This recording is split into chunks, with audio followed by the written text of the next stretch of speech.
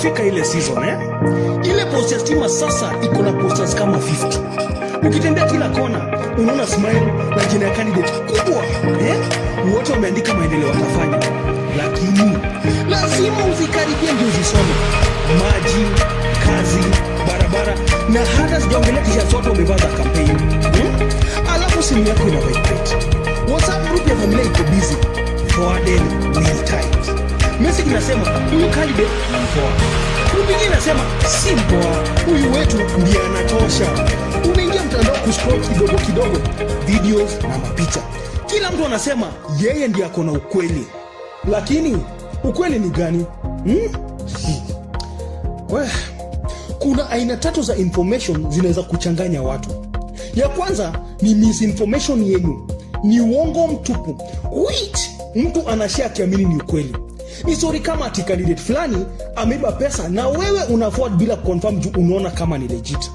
Ya pili ni disinformation, ni uongo unaosambazwa makusudi. Mtu anajua ni uongo lakini anaituma kukumanipulate. Hii ni kama kutengeneza fake video, fake poster ndio watu wachukie candidate fulani. Ya tatu ni malinformation yenye iko na ukweli but unatumika kwa njia kuumiza ama kudanganya mtu. Ni kama zile story za kuchukua story ya kitambo ya mtu ama personal information alafu inatolewa time ya election time ya kuharibu jina yake hata kama si relevant kwa issue za wananchi. So before uamini ama ushare information ya politician kwa mtandao, tulia kidogo na ujiulize, hii story ni ya ukweli?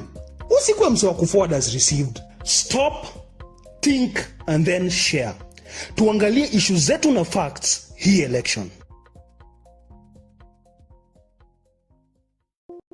Tumefika ile season ile post ya stima sasa iko na posters kama 50. Ukitembea kila kona unaona smile na jina ya candidate kubwa wote wameandika maendeleo watafanya, lakini lazima uzikaribie ndio uzisome. Maji, kazi, barabara na hata sijaongelea t-shirts watu wamevaa za campaign. Alafu simu yako ina vibrate. WhatsApp group ya familia iko busy, forwarded many times. Message inasema huyu candidate ni mpoa. Group nyingine inasema si mpoa, huyu wetu ndiye anatosha. Unaingia mtandao kuscroll kidogo kidogo, videos na mapicha. Kila mtu anasema yeye ndiye ako na ukweli. Lakini ukweli ni gani? Kuna aina tatu za information zinaweza kuchanganya watu. Ya kwanza ni misinformation yenu. Ni uongo mtupu. Mtu anashare akiamini ni ukweli. Ni story kama ati candidate fulani ameiba pesa na wewe una forward bila confirm juu unaona kama ni legit. Ya pili ni disinformation, ni uongo unaosambazwa makusudi. Mtu anajua ni uongo lakini anaituma kukumanipulate.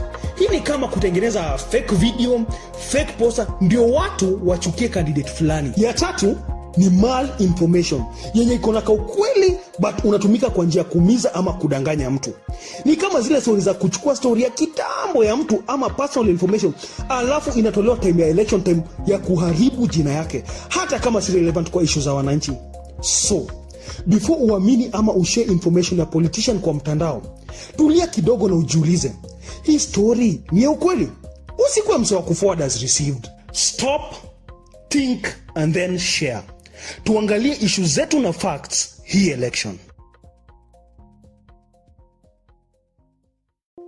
Tumefika ile season ile post ya stima sasa iko na posters kama 50. Ukitembea kila kona unaona smile na jina ya candidate kubwa wote wameandika maendeleo watafanya, lakini lazima uzikaribie ndio uzisome. Maji, kazi, barabara na hata sijaongelea t-shirts watu wamevaa za campaign. Alafu simu yako ina vibrate. WhatsApp group ya familia iko busy, forwarded many times. Message inasema huyu. Good evening everyone and welcome. On behalf of the Center for Enhancing Democracy and Good Governance and the Baringo Civil Society Organizations Forum and all our partners, I warmly welcome all of us to join in this Facebook Live. My name is Janet Nandwa Ongoli and I have the privilege to be moderating today's discussion. Our conversation is guided by a very simple but a very important question. Which way Baringo? as we prepare for elections in 2027. We want to challenge ourselves as citizens to think beyond personalities and ask what kind of politics will truly deliver services and development for the people of Baringo.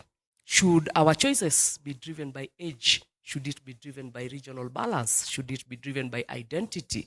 Or by issues, integrity, competence, character, commitment, or public service? Tonight is not about endorsing any individual or political parties. It is about encouraging informed, respectful, and citizen-centered dialogue. We also invite those online to actively participate in sharing the comments and questions throughout the discussion. With that, allow me to welcome our distinguished panelists, and I will begin from my farthest left. Please introduce yourself and tell us which way Baringo. Thank you very much, Janet. My name is Tom Jepsoy. I work with CAS Media Group and also an affiliate member of BACSOF, the civil society in Baringo County. And it's a privilege to join you tonight in discussing where we go. Initially, when we parted from the Senate, because Baringo County, we were lucky to have the Senate by-election. 2027 looked like it was far, yes, but now it's here. Yeah. And you've asked a very good question. Do we base the leaders that want to elect in 2027 on issue-based or identity-based? Yeah. That is, in terms of where do you come from, in terms of region, in terms of who are you, the personality, where have you been, all that kind of scenarios. It's all part and package of leadership. But if you ask me, I would go for issue-based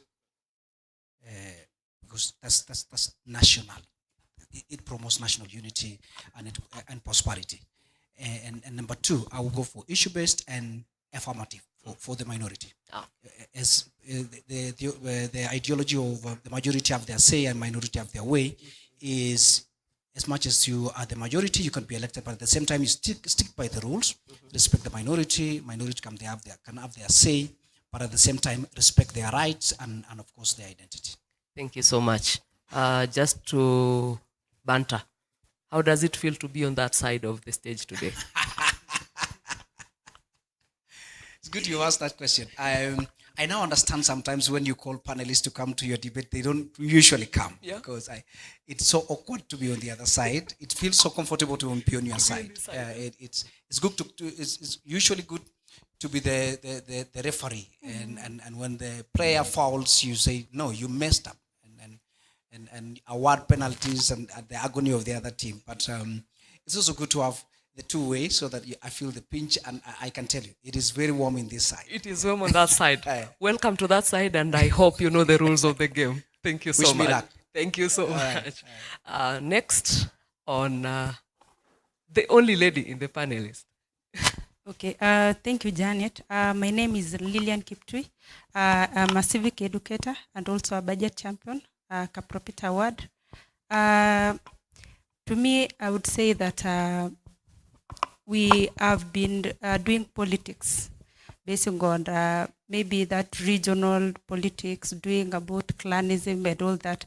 But to me, I believe going by the issue-based politics is the best way, because we will deal with our development issues, starting from health, water, roads, employment. So I believe that if we can actually have our issues aligned with the development, we are going to have a better Baringo. Okay.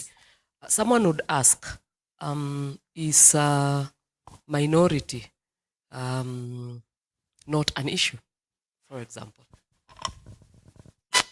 Yeah, it is an issue because of marginalization, but also I think if we go about marginalization more, we have the aspect of inclusivity, the aspect of equity and all that. So I believe that the resources will eventually get there.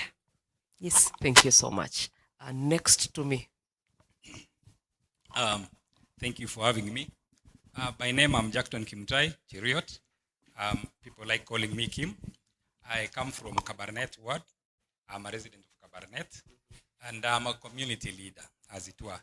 I've been in many circles, but let me say I'm a community leader. On the issue at hand, as we approach 2027, the magical 2027, as Baringo, we are at a crossroads. Why? Because the current trend is that people are moving more towards identity as opposed to issues. If we were to vote as at now, people may opt to go for the very many animals that have been named currently. Because all over we have goats, we have wild animals, because people want to identify with specific lines of thought. And I think that is not right.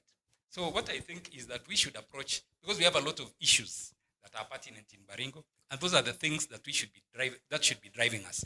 As we move forward, we have a lot of issues touching especially on the youth. And we cannot have the youth benefiting if we don't look critically at the issues that obtain in our society. So personally, I advocate strongly for issue-based politics. As much as we have our identities, there is some small space for identity. For example, my brother talked of marginalized people. That's the space because we have to bring in affirmative action. That is an issue that we need to bring on board so that we can capture the marginalized communities into the issues that we want to discuss. So let us focus, let's stay focused, because the way things are going, we even have another issue that's popping up, the issue of biscuits. So if we are not very careful, we might lose out. So we need to be very careful going forward. Thank you so much. And just to take it from where you've left, you've said Baringo County is diverse, and we have both animals that are domesticated and the wild animals. How do we balance the legitimate desire for regional representation with the urgent need for competent leadership and effective service delivery? Is it possible to have both? My take is it's possible to have both because you know it's a constitutional right. Representation is a constitutional right for each and every one of us.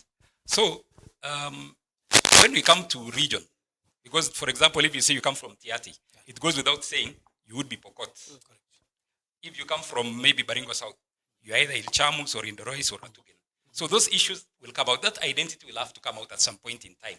But we need to balance out. As much as you come from that region, are you capable? Do you have the competence required? Do you have the ability to take Baringo to the next level? Do you have the accountability that we so much lack? Can you give us accountability so that we can move Baringo forward? Because I was looking at the Controller of Budget reports, the third quarter report, and I was wondering now, all our leaders seem to have slept because we are ranking very poorly in terms of absorption, and then we are leading in terms of absorption in the wrong sense. If we go towards absorption of recurrent, we are very high, but at development, we are doing, I think we are number 5 nationally on the lower side, not on the upper side, on the lower side. So I think it's important that we look at these issues critically and strike a balance. But be that as it may, let us see how we can incorporate the marginalized into the discussion we are having. Thank you. Thank you so much. Lillian, Jackton is telling us being a woman is not enough. Being youth is not enough. Being from a minority group is not enough. What are you bringing on the table? As youth, are we represented adequately? And are we at the decision-making tables? Okay, to that I can say that it is actually partially no, partially yes.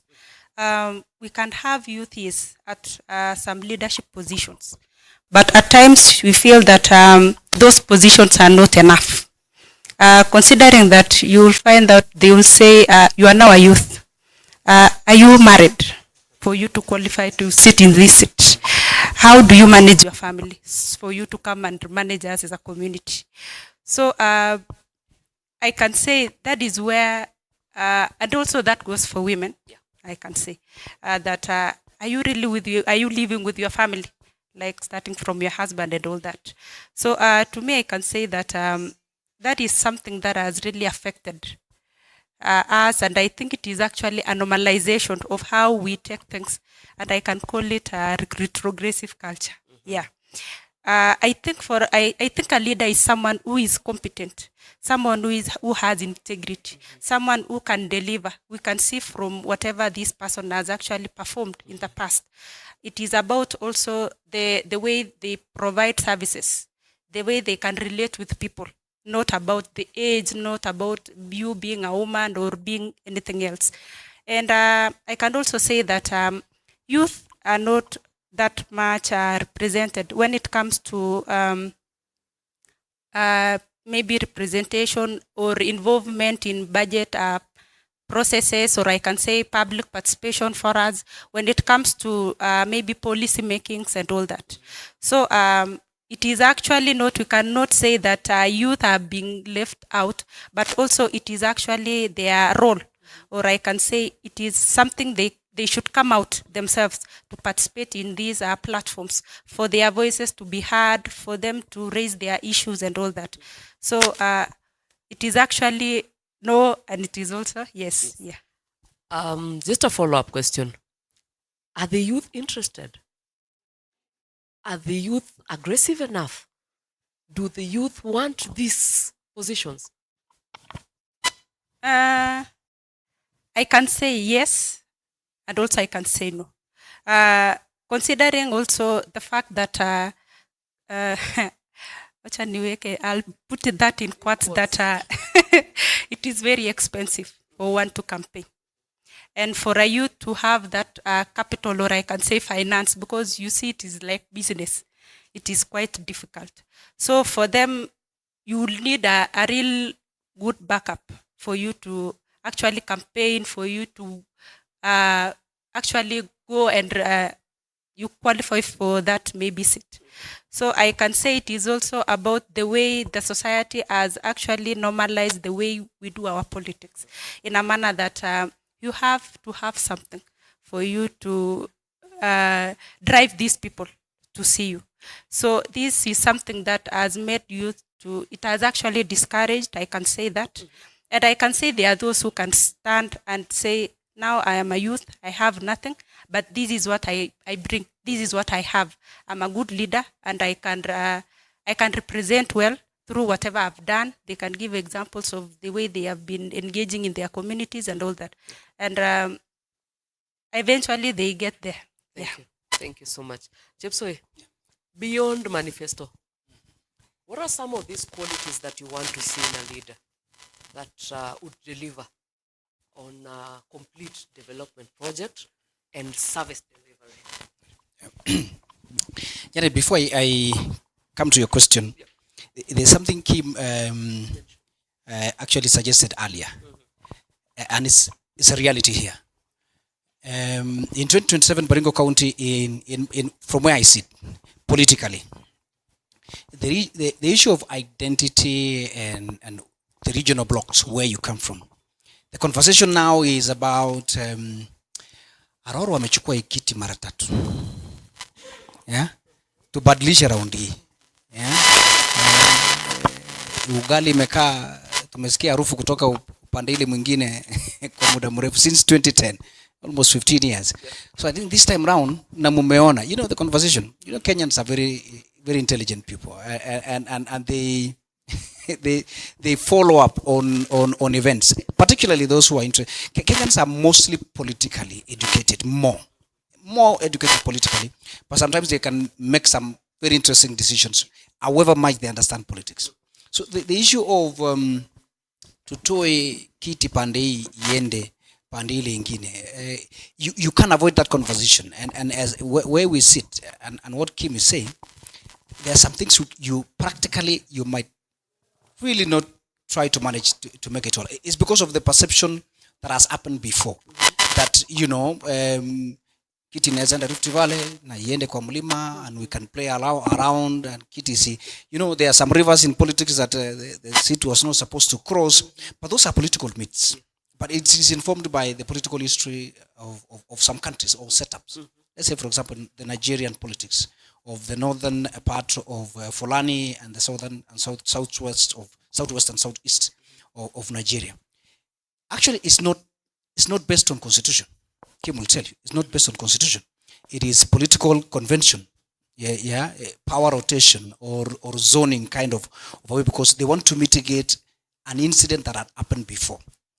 Like for Nigeria, the civil war actually pushed Nigeria for many years until 1999. Kim will tell you, when Sani Abacha was overthrown and Obasanjo came in and the other presidents subsequently followed.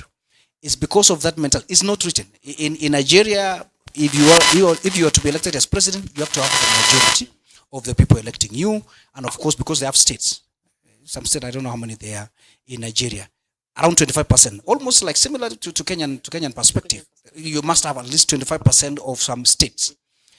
But then again, the issue of that political convention has never moved from Nigeria. It's not written anywhere, but it is a political convention that people need to survive. Because if you don't really put a mechanism of how to manage people, they will veer off the road and decide on how to survive, because this is politics is a way of life. So if you, from this perspective, I still go back to one, we can still elect this individual based on issues. However south or southeast or north where he comes from, we can still elect this person by the majority on what you ask me, pragmatism, charisma, and intellectual capacity on how to manage finance or how to manage finance, because mostly these counties are not the same. If you look at Murang'a and you look at Baringo County, we might not be performing probably like competitively like together, like in the same class.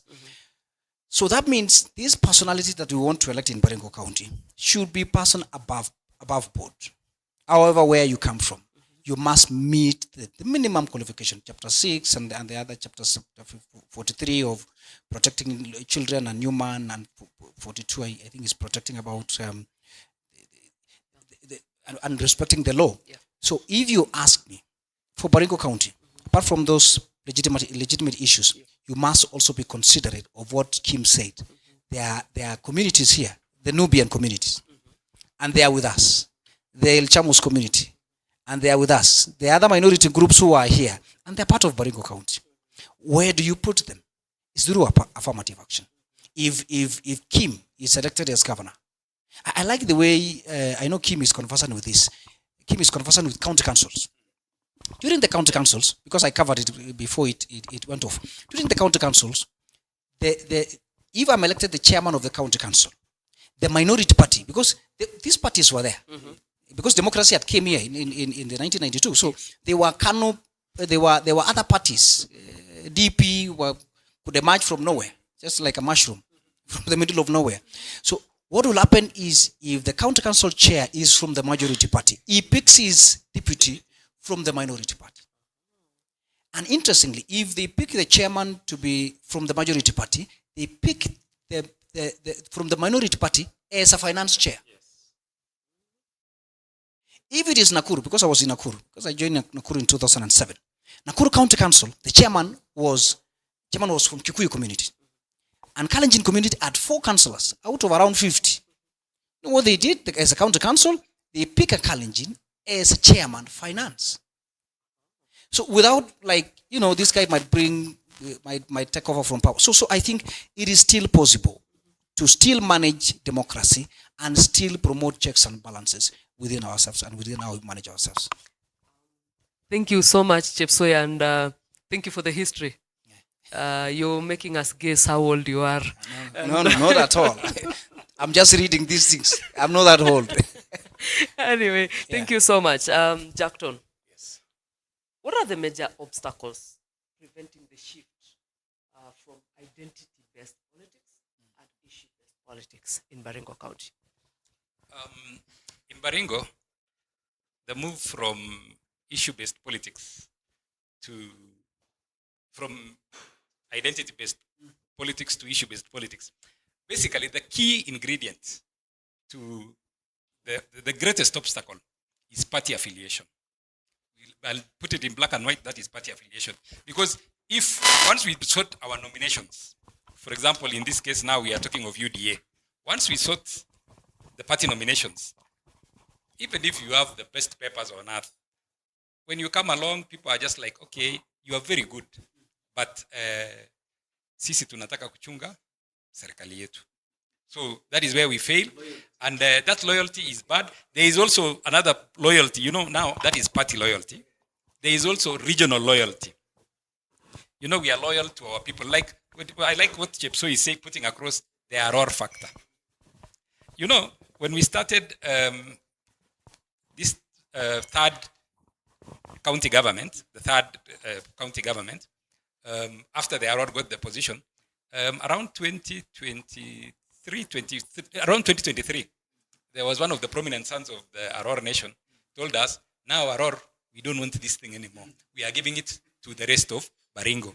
Little did we know that he was preparing room for the Arors to strategize. The Arors have come back stronger, and now they have their own. And you see the funny thing about Baringo, some of these communities are strategically placed. Like, for example, when you talk of the Aror, you'll find the Aror in Baringo North. That is their headquarters. You'll find them in Baringo South. You'll find them in Mogotio. You'll find them in Ravine. And of course, the headquarters, Baringo Central, they are there. You'll have pockets of them also in Tiati. So when these guys make any decision, they know what they are doing. So they told us, we are leaving it to you. So Central, can you guys strategize? Give us a candidate.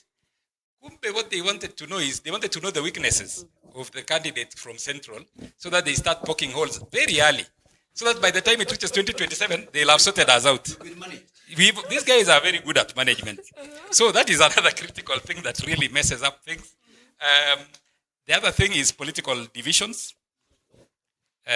Politicians don't want us to move out of this issue, the existing political setup. That is why they'll come up with a lot of stories. You see now, like Baringo now, we are torn between two of the blocks. There is the Murkomen, Sudi, Kiborek axis. There is the Mandago, Cheruyot, Simba axis, and the four cousins. The four cousins. And all this, we are playing their game.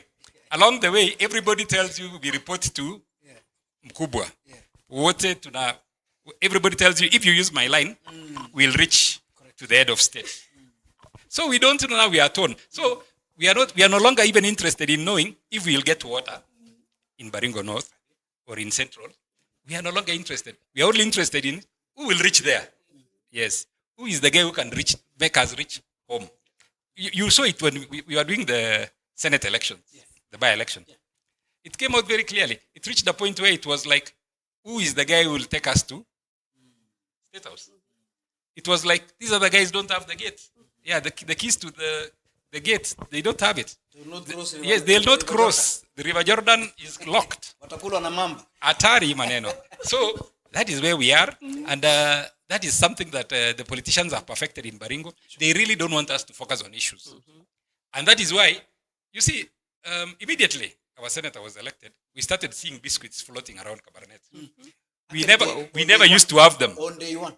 On day one, he made sure that after his address, he could take people somewhere and give them biscuits.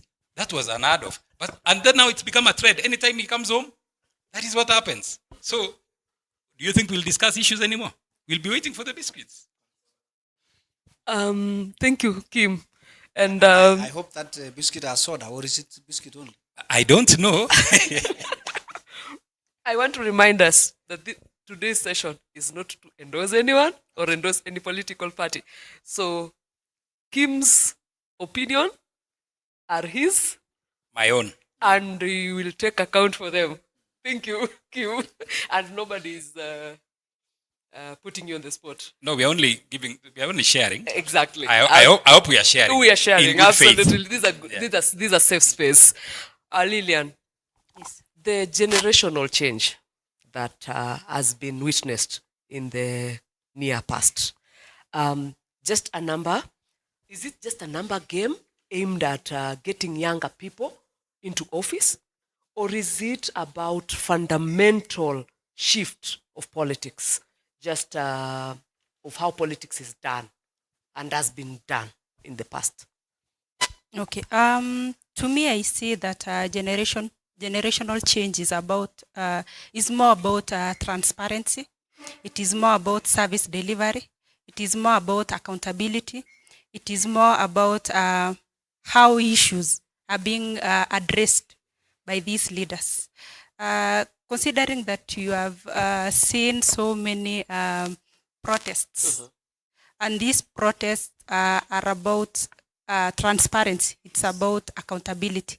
It's about how leaders actually deliver services to the citizens. So I can say it is not about maybe age or the way, but I think it is actually a change in everything. It is about a time whereby I think this generation has woken up and said, how have we progressed since all these years? What are we supposed to do to change Kenya, to change Baringo? How are we going to make these leaders to be accountable, to actually be transparent, to actually offer services that are actually of, maybe I can say, better services in health, water, roads, and all that? And you consider that employment issues is actually something that is a major issue that is affecting the youth. So if you are going to tell these people that actually you are coming here and you are not talking anything about employment, it is like telling them you are not existing. Yeah. What is different from the generational change now and the generational change we had in 1992? Those were youth fighting for their spaces. What is different with the generational change in 1988? What is different now? Is it technology? Is it the constitution? Is it the fact that we have the power of the keyboard? What is different from this generational change and that generational change? I can say that we have a generation whereby to them, they fear nothing. I can say that. So starting from actually the way they are actually, I can say they are much aware of their rights. They are much aware of the current issues, and they are not afraid to speak out their voices. They know how to actually not that much to how to express themselves and actually raise their voices. I can say in the past, people used to actually, I'll just put like a traditional decorum whereby you respect your elders to an extent that you are not even allowed to challenge them or speak your voice in a manner that you feel that it has offended them. But to this generation that we are now at, it is actually, I can say, there are people whom they don't fear. They don't have that fear. They can speak their hearts out. They can say whatever they think without any kind of, I can say, intimidation or any kind of thinking that they will actually get hurt or anything like that. So to them, they are actually focusing on, what do we want? What did we go out there to say? What took us to these streets? What is this thing that we want to do? What is this thing that we want to change? Yes. Thank you so much. I was coming to you. I was coming to you. I'm sure you went to the streets at some point in the generational change. Yes. You ate tear gas, and you were sometimes you were given state accommodation, or if not you, your peers. So tell me, what is the difference between the current generational change and the then generational change? I think number one was the constitutional space. During our time, these rights you are enjoying did not exist. These rights came in 2010 when we passed the 2010 constitution. During our time, you fought for your space without any protection of any law. There was no legal protection for anything you do. If, for example, you are shot, I remember when we were in college, several of my colleagues were shot dead. God forbid, if you are shot, that was the end of the matter. Ulikuwa unasumbua serikali. So because the constitution then was something else. It was an animal. That is why we fought for this constitution for very long. So that now you can enjoy rights. You can go picket, you can go demonstrate, you can demand that now because you killed us in the year 2024, for example, you want in the year 2026, you want to be given freedom to march and to demonstrate and show that you are not satisfied with what happened in 2024. During our time, once you are knocked, you are knocked. Story yako imeisha. During our time, we didn't have technology. You know, Janet, just to bring you into perspective, during our time, if you had a meeting of 5 or more persons, even if you are seated in a hotel, 5 or more, that was already a crime. Yeah, because the constitution did not envisage a situation where you would have a meeting of more than 5 people. What would you be discussing? That would be treason. So the space that these guys are enjoying, when they say they are very bold, no, it's not that they are bold. These guys are bold, yes, but we were also bold. Now, the circumstances that we were in were worse. It's only if we were given this same space, Kenya ingeungua kitambo. So we are thanking God that he delayed the process of the constitution, the passing of the constitution, so that other people would enjoy. And then these guys also have the advantage of technology. If guys can mobilize themselves without knowing each other via social media, and they organize fora all over the country, you know, that is something that is really, during our time it was unthought of, that you can organize a meeting in Kabarnet, another one in Nairobi, another one in Mombasa, simultaneously. And then, you know, the biggest challenge we had then for when we come to technology was we were relying on the Kenya Post and Telecommunications Corporation, Posta. Alafu, what used to happen was the Post and Telecommunication, all calls were recorded. So they know if you make more than 5 calls from your number, that number is tracked, and you are taken to those very good houses that nowadays they issue passports from there. But initially they never used to issue passports. They used to serve other purposes. So it's only a matter of time, and technology has helped these people. But we are really proud of them because even in Baringo, they are taking up their space. We are seeing the youth wanting positions. The youth want a women rep position. The youth want a governor position. The youth want a senator position. The youth want MP positions. The youth want MCA positions. That is progress. During our time, that was unheard of.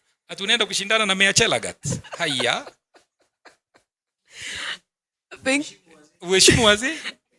So Let's speak it from there, Chepsoi. Kuheshimu wazee. The youth right now are speaking their voices, and there is a very thin line between respect and speaking out. What do you think? Are the youth lacking respect, or they're just being youth? It's a thin line in between there. Let me pick it from what Kim just said.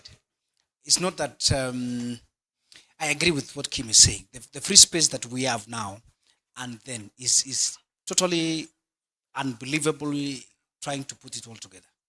You know, the issue of technology, Janet, has really, and this I will give it to what has happened so far, and allowing the internet to just come in.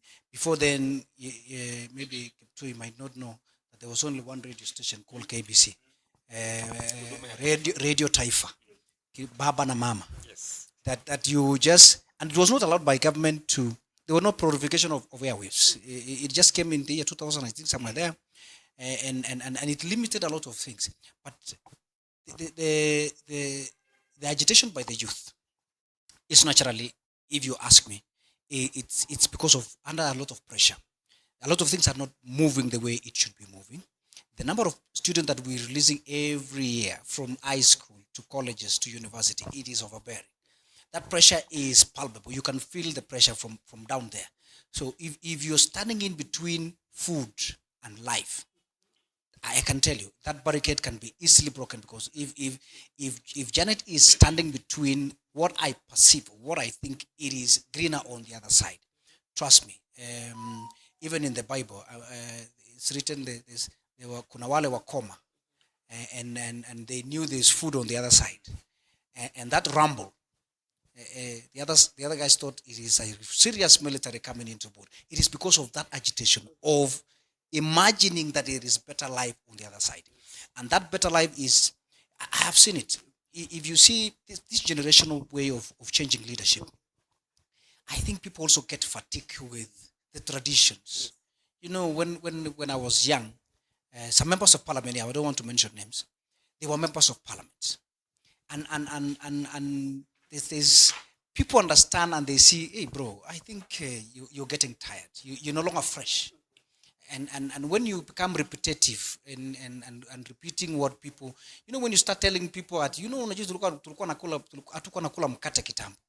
know, it's not fresh. You know, come on guys, can you give me something? I think that's the word, is give me something. So the barrier between the old and the now generation is, bro, we respect Kalenjin are regimental. Majority of us are regimental. Kim is my Bamwai is Kablelach. There are some protocol and that really gives me authority not to really overstep in his way. But at the same time, it also gives me a say in the meeting. In Kalenjin meetings, when you say something and it is not meeting the quorum, you understand what I'm saying? Unaambiwa kalia teben, because you're not really coming out so nicely and you're not giving us fresh ideas. So you're told, okay, yeah, it is not very bad, but you can hold on into it. Let's give Kiptui, because he looks like he has something fresh. When you add up a new flavor in this food, and this is leadership, the young generation feel like, I think you guys, you're going in a slow pace. Can we add momentum? Yes. Yeah, so I think it's about the momentum.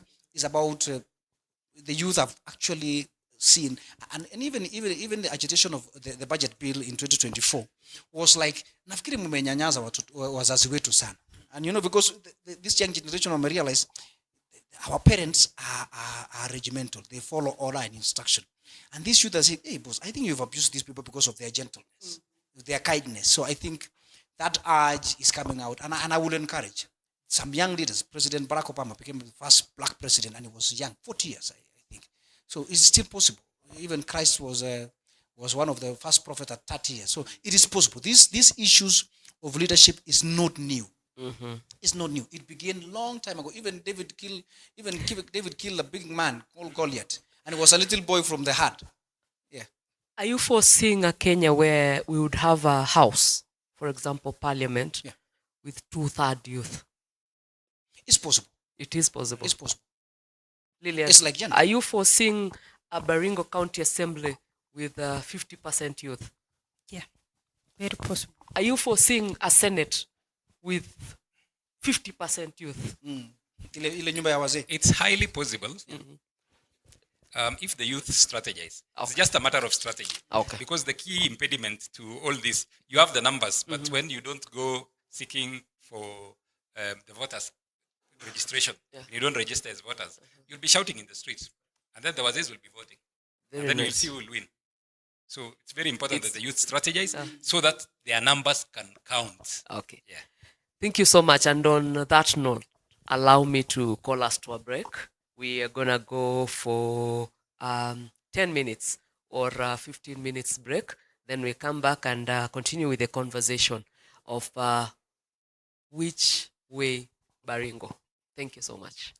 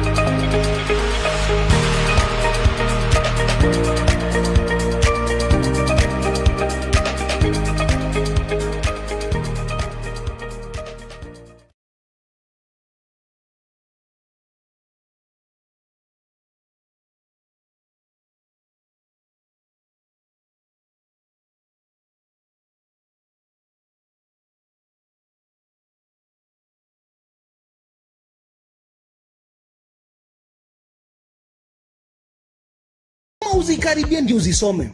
maji, kazi, barabara, na hata sijaongelea t-shirts watu wamevaa za campaign. Alafu simu yako ina vibrate. WhatsApp group ya familia iko busy, forwarded many times. Message inasema huyu candidate ni mpoa. Group ingine inasema si mpoa, huyu wetu ndiye anatosha. Unaingia mtandao kuscroll kidogo kidogo, videos na mapicha. Kila mtu anasema yeye ndiye ako na ukweli. Lakini ukweli ni gani? Kuna aina tatu za information zinaweza kuchanganya watu. Ya kwanza ni misinformation yenu, ni uongo mtupu, which mtu anashare akiamini ni ukweli. Ni story kama ati candidate fulani ameiba pesa na wewe una forward bila confirm juu unaona kama ni legit. Ya pili ni disinformation, which ni uongo unaosambazwa makusudi. Mtu anajua ni uongo lakini anaituma kukumanipulate. Hii ni kama kutengeneza fake video, fake poster ndio watu wachukie candidate fulani. Ya tatu ni malinformation, yenye iko na ukweli but unatumika kwa njia kuumiza ama kudanganya mtu. Ni kama zile story za kuchukua story ya kitambo ya mtu ama personal information alafu inatolewa time ya election time ya kuharibu jina yake, hata kama si relevant kwa issue za wananchi. So before uamini ama ushare information ya politician kwa mtandao, tulia kidogo na ujiulize, hii story ni ya ukweli? Usikuwe mse wa kuforward as received. Stop, think and then share. Tuangalie issue zetu na facts hii election. Tumefika ile season Ile post ya stima sasa iko na posters kama 50. Ukitembea kila kona unaona smile na jina ya candidate kubwa wote wameandika maendeleo watafanya. Lakini lazima uzikaribie ndio uzisome. Maji, kazi, barabara, na hata sijaongelea t-shirts watu wamevaa za campaign. Alafu simu yako ina vibrate. WhatsApp group ya familia iko busy, forwarded many times. Message inasema huyu candidate ni mpoa. Group ingine inasema si mpoa, huyu wetu ndiye anatosha. Unaingia mtandao kuscroll kidogo kidogo, videos na mapicha. Kila mtu anasema yeye ndiye ako na ukweli. Lakini ukweli ni gani? Kuna aina tatu za information zinaweza kuchanganya watu. Ya kwanza ni misinformation yenu, ni uongo mtupu, which mtu anashare akiamini ni ukweli. Ni story kama ati candidate fulani ameiba pesa na wewe una forward bila confirm juu unaona kama ni legit. Ya pili ni disinformation, which ni uongo unaosambazwa makusudi. Mtu anajua ni uongo lakini anaituma kukumanipulate. Hii ni kama kutengeneza fake video, fake poster ndio watu wachukie candidate fulani. Ya tatu ni malinformation, yenye iko na ukweli but unatumika kwa njia kuumiza ama kudanganya mtu. Ni kama zile story za kuchukua story ya kitambo ya mtu ama personal information alafu inatolewa time ya election time ya kuharibu jina yake, hata kama si relevant kwa issue za wananchi. So before uamini ama ushare information ya politician kwa mtandao, tulia kidogo na ujiulize, hii story ni ya ukweli? Usikuwe mse wa kuforward as received. Stop, think and then share. Tuangalie issue zetu na facts hii election. Tumefika ile season Ile post ya stima sasa iko na posters kama 50. Ukitembea kila kona unaona smile na jina ya candidate kubwa wote wameandika maendeleo watafanya. Lakini lazima uzikaribie ndio uzisome. Maji, kazi, barabara, na hata sijaongelea t-shirts watu wamevaa za campaign. Alafu simu yako ina vibrate. WhatsApp group ya familia iko busy, forwarded many times. Message inasema huyu candidate ni mpoa. Group ingine inasema si mpoa, huyu wetu ndiye anatosha. Unaingia mtandao kuscroll kidogo kidogo, videos na mapicha. Kila mtu anasema yeye ndiye ako na ukweli. Lakini ukweli ni gani? Kuna aina tatu za information zinaweza kuchanganya watu. Ya kwanza ni misinformation yenu, ni uongo mtupu, which mtu anashare akiamini ni ukweli. Ni story kama ati candidate fulani ameiba pesa na wewe una forward bila confirm juu unaona kama ni legit. Ya pili ni disinformation, which ni uongo unaosambazwa makusudi. Mtu anajua ni uongo lakini anaituma kukumanipulate. Hii ni kama kutengeneza fake video, fake poster ndio watu wachukie candidate fulani. Ya tatu ni malinformation yenye iko na ukweli but unatumika kwa njia kuumiza ama kudanganya mtu. Ni kama zile story za kuchukua story ya kitambo ya mtu ama personal information alafu inatolewa time ya election time ya kuharibu jina yake hata kama si relevant kwa issue za wananchi. So, before uamini ama ushare information ya politician kwa mtandao, tulia kidogo na ujiulize, hii story ni ya ukweli? Usikuwe mse wa kuforward as received. Stop, think and then share. Tuangalie issue zetu na facts hii election. Tumefika ile season Ile post ya stima sasa iko na posters kama 50. Ukitembea kila kona unaona smile na jina ya candidate kubwa wote wameandika maendeleo watafanya, lakini lazima uzikaribie ndio uzisome. Maji, kazi, barabara na hata sijaongelea t-shirts watu wamevaa za campaign. Alafu simu yako ina vibrate. WhatsApp group ya familia iko busy, forwarded many times. Message inasema huyu candidate ni mpoa. Group nyingine inasema si mpoa, huyu wetu ndiye anatosha. Unaingia mtandao kuscroll kidogo kidogo, videos na mapicha. Kila mtu anasema yeye ndiye ako na ukweli. Lakini ukweli ni gani? Kuna aina tatu za information zinaweza kuchanganya watu. Ya kwanza ni misinformation yenu, ni uongo mtupu, which mtu anashare akiamini ni ukweli. Ni story kama ati candidate fulani ameiba pesa na wewe una forward bila confirm juu unaona kama ni legit. Ya pili ni disinformation, which ni uongo unaosambazwa makusudi. Mtu anajua ni uongo lakini anaituma kukumanipulate. Hii ni kama kutengeneza fake video, fake poster ndio watu wachukie candidate fulani. Ya tatu ni malinformation yenye iko na ukweli but unatumika kwa njia kuumiza ama kudanganya mtu. Ni kama zile story za kuchukua story ya kitambo ya mtu ama personal information alafu inatolewa time ya election time ya kuharibu jina yake hata kama si relevant kwa issue za wananchi. So, before uamini ama ushare information ya politician kwa mtandao, tulia kidogo na ujiulize, hii story ni ya ukweli? Usikuwe mse wa kuforward as received. Stop, think and then share. Tuangalie issue zetu na facts hii election. Tumefika ile season Ile post ya stima sasa iko na posters kama 50. Ukitembea kila kona unaona smile na jina ya candidate kubwa wote wameandika maendeleo watafanya, lakini lazima uzikaribie ndio uzisome. Maji, kazi, barabara na hata sijaongelea t-shirts watu wamevaa za campaign. Alafu simu yako ina vibrate. WhatsApp group ya familia iko busy, forwarded many times. Message inasema huyu candidate ni mpoa. Group nyingine inasema si mpoa, huyu wetu ndiye anatosha. Unaingia mtandao kuscroll kidogo kidogo, videos na mapicha. Kila mtu anasema yeye ndiye ako na ukweli. Lakini ukweli ni gani? Kuna aina tatu za information zinaweza kuchanganya watu. Ya kwanza ni misinformation yenu, ni uongo mtupu, which mtu anashare akiamini ni ukweli. Ni story kama ati candidate fulani ameiba pesa na wewe una forward bila confirm juu unaona kama ni legit. Ya pili ni disinformation, which ni uongo unaosambazwa makusudi. Mtu anajua ni uongo lakini anaituma kukumanipulate. Hii ni kama kutengeneza fake video, fake poster ndio watu wachukie candidate fulani. Ya tatu ni malinformation yenye iko na ukweli but unatumika kwa njia kuumiza ama kudanganya mtu. Ni kama zile story za kuchukua story ya kitambo ya mtu ama personal information alafu inatolewa time ya election time ya kuharibu jina yake hata kama si relevant kwa issue za wananchi.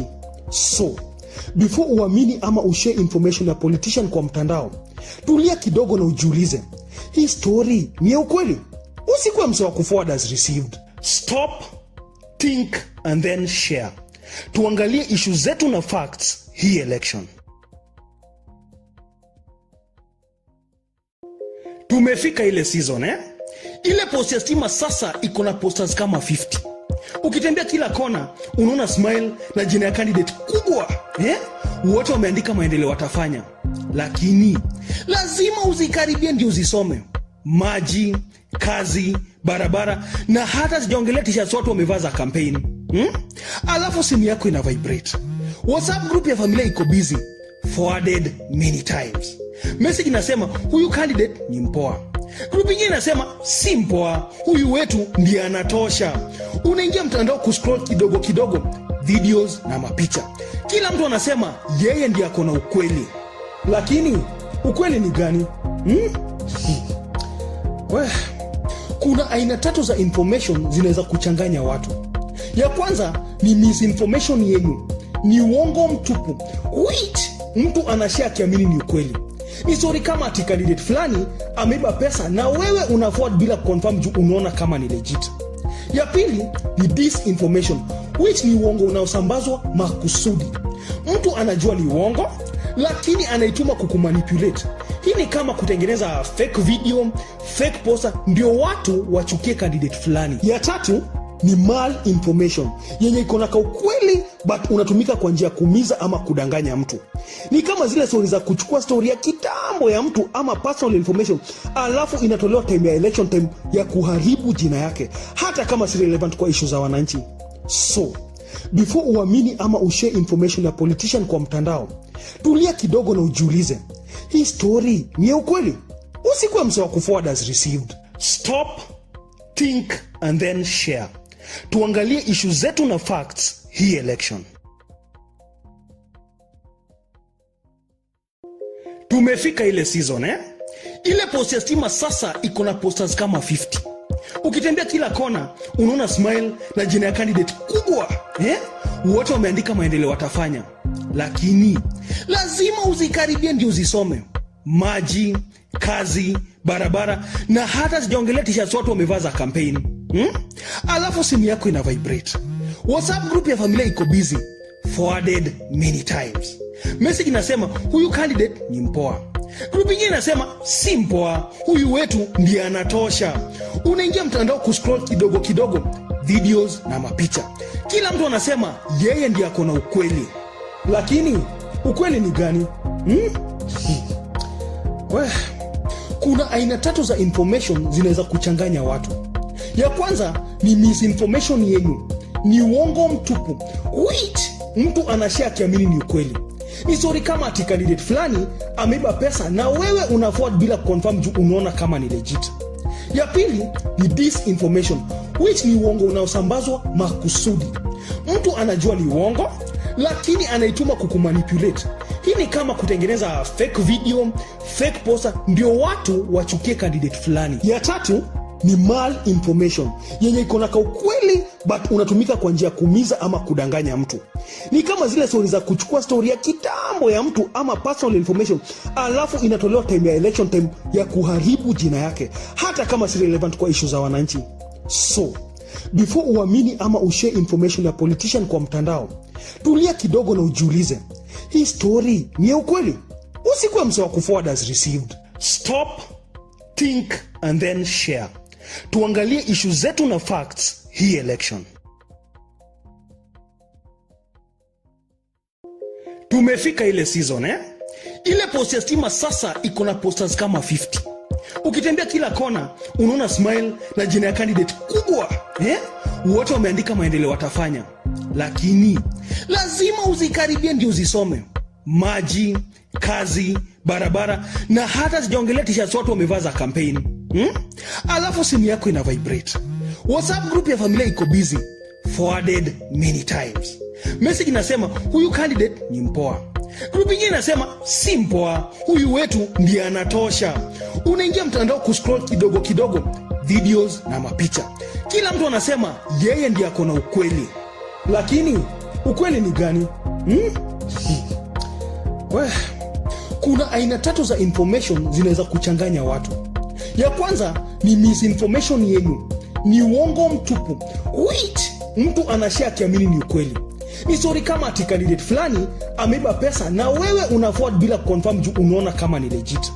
Ya pili ni disinformation, which ni uongo unaosambazwa makusudi. Mtu anajua ni uongo lakini anaituma kukumanipulate. Hii ni kama kutengeneza fake video, fake poster ndio watu wachukie candidate fulani. Ya tatu ni malinformation yenye iko na ukweli but unatumika kwa njia ya kuumiza ama kudanganya mtu. Ni kama zile story za kuchukua story ya kitambo ya mtu ama personal information, alafu inatolewa time ya election time ya kuharibu jina yake, hata kama si relevant kwa issue za wananchi. So, before uamini ama ushare information ya politician kwa mtandao, tulia kidogo na ujiulize, hii story ni ya ukweli? Usikuwe mse wa kuforward as received. Stop, think and then share. Tuangalie issue zetu na facts hii election. Tumefika ile season Ile post ya stima sasa iko na posters kama 50. Ukitembea kila kona unaona smile na jina ya candidate kubwa wote wameandika maendeleo watafanya, lakini lazima uzikaribie ndio uzisome. Maji, kazi, barabara, na hata sijaongelea t-shirts watu wamevaa za campaign. Alafu simu yako ina vibrate. WhatsApp group ya familia iko busy, forwarded many times. Message inasema huyu candidate ni mpoa. Group nyingine inasema si mpoa, huyu wetu ndiye anatosha. Unaingia mtandao kuscroll kidogo kidogo, videos na mapicha. Kila mtu anasema yeye ndiye ako na ukweli. Lakini ukweli ni gani? Kuna aina tatu za information zinaweza kuchanganya watu. Ya kwanza ni misinformation yenu, ni uongo mtupu, which mtu anashare akiamini ni ukweli. Ni story kama ati candidate fulani ameiba pesa na wewe una forward bila confirm juu unaona kama ni legit. Ya pili ni disinformation, which ni uongo unaosambazwa makusudi. Mtu anajua ni uongo lakini anaituma kukumanipulate. Hii ni kama kutengeneza fake video, fake poster ndio watu wachukie candidate fulani. Ya tatu ni malinformation, yenye iko na ukweli but unatumika kwa njia ya kuumiza ama kudanganya mtu. Ni kama zile story za kuchukua story ya kitambo ya mtu ama personal information, alafu inatolewa time ya election time ya kuharibu jina yake, hata kama si relevant kwa issue za wananchi. So, before uamini ama ushare information ya politician kwa mtandao, tulia kidogo na ujiulize, hii story ni ya ukweli? Usikuwe mse wa kuforward as received. Stop, think and then share. Tuangalie issue zetu na facts hii election. Tumefika ile season Ile post ya stima sasa iko na posters kama 50. Ukitembea kila kona unaona smile na jina ya candidate kubwa wote wameandika maendeleo watafanya, lakini lazima uzikaribie ndio uzisome. Maji, kazi, barabara, na hata sijaongelea t-shirts watu wamevaa za campaign. Alafu simu yako ina vibrate. WhatsApp group ya familia iko busy, forwarded many times. Message inasema huyu candidate ni mpoa. Group nyingine inasema si mpoa, huyu wetu ndiye anatosha. Unaingia mtandao kuscroll kidogo kidogo, videos na mapicha. Kila mtu anasema yeye ndiye ako na ukweli. Lakini ukweli ni gani? Kuna aina tatu za information zinaweza kuchanganya watu. Ya kwanza ni misinformation yenu, ni uongo mtupu, which mtu anashare akiamini ni ukweli. Ni story kama ati candidate fulani ameiba pesa na wewe una forward bila confirm juu unaona kama ni legit.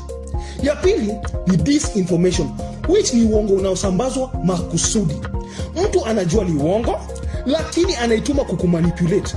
Hii ni kama kutengeneza fake video. Thank you so much for staying tuned. We are back from the break, the much needed break, because of the heat that was in the room already. And I hope my panelists are now energized to continue with the conversation. Thank you, my audience, for being patient. And those that are online, thank you also for staying tuned. Karibuni sana. I'm going to read some of the comments that are posted on Baringo Online. And I'm just going to go through some of them. And I'll start by Mheshimiwa, Honorable Senator Harold Kipchumba. He is saying, good job. Yator Saure is saying, very good conversation. The way we elect leaders in our county is so much influenced by the population culture of leadership. Willie Musa is saying, we beseech you to give to Rebi Sebe as request. We don't have numbers, but we have you. Asante sana. Now, I think that is where we're going to pick our conversation from. Let us continue. We have Honorable Evans Mundulelbet saying, worthy conversation, great talk. Isaiah Biwot is saying, unless we stop the handouts and church Harambe culture, which fuels corruption and puts lots of pressure on candidates to donate what they do not have. I think we are going to touch a little bit about the Harambe culture also. So we have an endorsement that we have online, and we also have the Harambe culture. Let us continue. We have Bramwell Koech saying, amazing discussions. This is good start towards 2027 elections. They say the first step is to solve the problem or to solve a problem is to acknowledge the problem, then find solutions to the root cause of the problem. And only by changing approaches, then we can change outcomes and the desired outcomes in this matter. I believe our people, good people from Baringo, have learned that actually politics affects us directly, and another mistake means we enroll to resilience and perseverance class for another 5 years. Do we have another 5 years to persevere? That is a question we should ask ourselves. Amkich Karanja is saying, great debate. Amkich. We had one with him last year, and it was not. It didn't end very well, as he's saying. we almost terminated the debate before it ended. Continue. Yeah, it's good to have him watching this debate. Thank you, Amkich. Sam Roberts is saying, the day we shall empower the common voter to choose policy makers over mediocrity, that will be the beginning of development. Superiority battles have since taken center stage in Baringo. Good conversation. Finest is saying quality, and he has given us a tick. That's nice. So I'll read more comments as we continue. So we pick it from there. Let us vote for this candidate. We do not have numbers, but we have you, the people of Baringo. Let us talk. Let's take it off. I think the candidate you're talking about is from which community? From Tiati constituency. Yes, or is it as I sub-county? said, what I was saying was we need to balance. Tumefika ile season ile post ya stima sasa iko na posters kama 50. Ukitembea kila kona unaona smile na jina ya The candidate. question is this person equal to the task at hand? You know, I talked of the axes and the allies, the cousins and that kind of thing. Is it because a candidate was fronted by a certain leader, that is why we should vote them in? Or is it that this candidate actually has the interest of the people of that constituency where she represents at heart? It could be a situation where somebody was picked because of their own networks, and maybe there's something special that needs to be sorted out, and the politician saw some strength in her that would assist him make a kill somewhere else, or even win his seat. You know, a politician is always sly. You have to be very sly. You can say, give me women. Then the whole of Baringo, you know, when you go back, you say, but in real sense, you did not want that person. You just wanted to lock a certain constituency. So if it is in good faith, let that lady, Remy, come on board. She should be in such for us. We should be getting our comments. What is our take on what we are discussing? Are we making sense in this kind of discussion? Are we talking sense, or is she part of the identity team? Yeah. Are we going to vote for her just because she comes from Tiati? Seriously? Yeah, sure. I am a strong proponent for affirmative action, but it should be measured. Yeah. Yes. It's time. I believe it's time for us to send something to Tiati. Maybe, if not the women reposition, maybe so that we show that we have inclusivity. Maybe you give them a deputy governor or something like that. I am a strong proponent for that. But the person you are bringing on board, does that person meet the qualities that we so much desire? Yeah, that would be me. Thank you so much. Lillian, what do you think about political endorsements? We have seen that, I can say that, how do we come to actually know these people? How do we come to know about them? It is actually through endorsement that a big person, or I can say a person with senior position, will come and introduce these people and say, now this is the leader we have. This is the right leader. And to me, I can say that the kind of influence that these people have, the person who is endorsing this person, it kind of influence the votes, the way the people perceive about these leaders. And also, I want to add up on something that the culture, also the tradition when it comes to the passage of right. We really appreciate that we have very good rights that are of benefit to women. But there are some other rights that are very harmful. And I can also call it that it is actually retrogressive. And it is something that you cannot actually separate communities from this. It is something that they have believed, and it is something that they want to go along with it, that a woman should have undergone something for them to be a leader. And you will find that they will say, who is that? Is she qualifying? And I'm speaking of the cat and all that. Is this woman a real woman? Because if you did not undergo the cut, you are not a real woman. So it is actually something I can say that it shouldn't define the term woman. Who is a woman? Who is a lady? To me, I think it is more about that. We shouldn't look about what our traditions say, what our culture say. It is about what this person brings to the community. The issues, I'm going back to the issues, about our community, about the interest of women, about the issues that women face. Yes. Chepsoi, far from the women representative position, can women lead? Absolutely, absolutely. They do. Remember, Africa had the first female president, Johnson Sirleaf, and we have our neighbor, Mama Samia, in Tanzania. So it is very clear. Even during the Bible's time, Queen Sheba was leading in the northern part.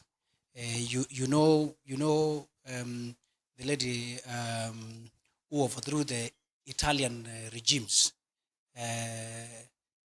Is it Sinatra, or what is the name of this lady from Egypt, who managed to influence election in Italy? Cleopatra. Cleopatra managed 2 regimes in Italy, and she was from Egypt. So, and you know what happened in the Bible and the fruit. So it is very clear that those are part of leadership. Yeah, if you can convince Adam to eat the forbidden fruit, I would take that's part of leadership. But let me go back to the issue of zoning and political convention that we had talked about earlier. It is something that can be done, but it's also very dangerous. We've seen what has happened before in the elections in Baringo County. We know what happened in the last election when we wanted to pick a women rep. When we reduced the engagement of electing a woman rep to how she looks and if this is old one or this is a bit new one, and we're missing completely the point, because this person should be somebody with rational mind who will be looking at these children and the people with disabilities. It is a serious seat. Probably people might not want to. Unajua jamaa wanasema hii ni kiti ya kina mama, and that stereotyping of that post, it belittles the position and look like it is so small, while otherwise the intention is different. And I will tell you, if what Kim had just said, if we are to pick from the minorities, the Nubian, the El Chamus, the Ndorois, the Kikuyu community who are in this place, the Luo community, the Luya community, and other minorities, the Turkana communities, if it goes back to the leadership, the stewardship of the leadership. If the governor is picked after the nomination of the party, if I get that one right, if the governor intelligently picks a deputy governor from TRT, solves the equation. If the governor is in own intelligent council, picks CECs from TRT, or picks a Nubian as a CEC, picks a chief officer, not picking them because of they contribute something on the election. And it goes back to the formula on how we distribute our resources in this country. Apart from, we've now reduced the contribution formula of what Janet contributed to my election. The formula that we're using, Janet, to me, is discriminative. The formula of 30 wards, getting the same share. Eldama Ravine ward getting the same ward with Tirioko ward. You've put them at a periphery and at a disadvantaged position. And when you build that disadvantage of that person for long, that mentality of mimi ni mtu ya kuonewa, it is very difficult to get that one out until when you see people from Tiati saying, mumekula sana, sasa tukiwapatia senator, mutupatie women rep. It's like marriage, which should not be the case. So if the equity part, not equalization part, is effected from the top level of governance, it will work for us. If we change the formula of ward funding, let's practice the equalization. What do you call it? There's this fund that's coming in, equalization fund that's coming in.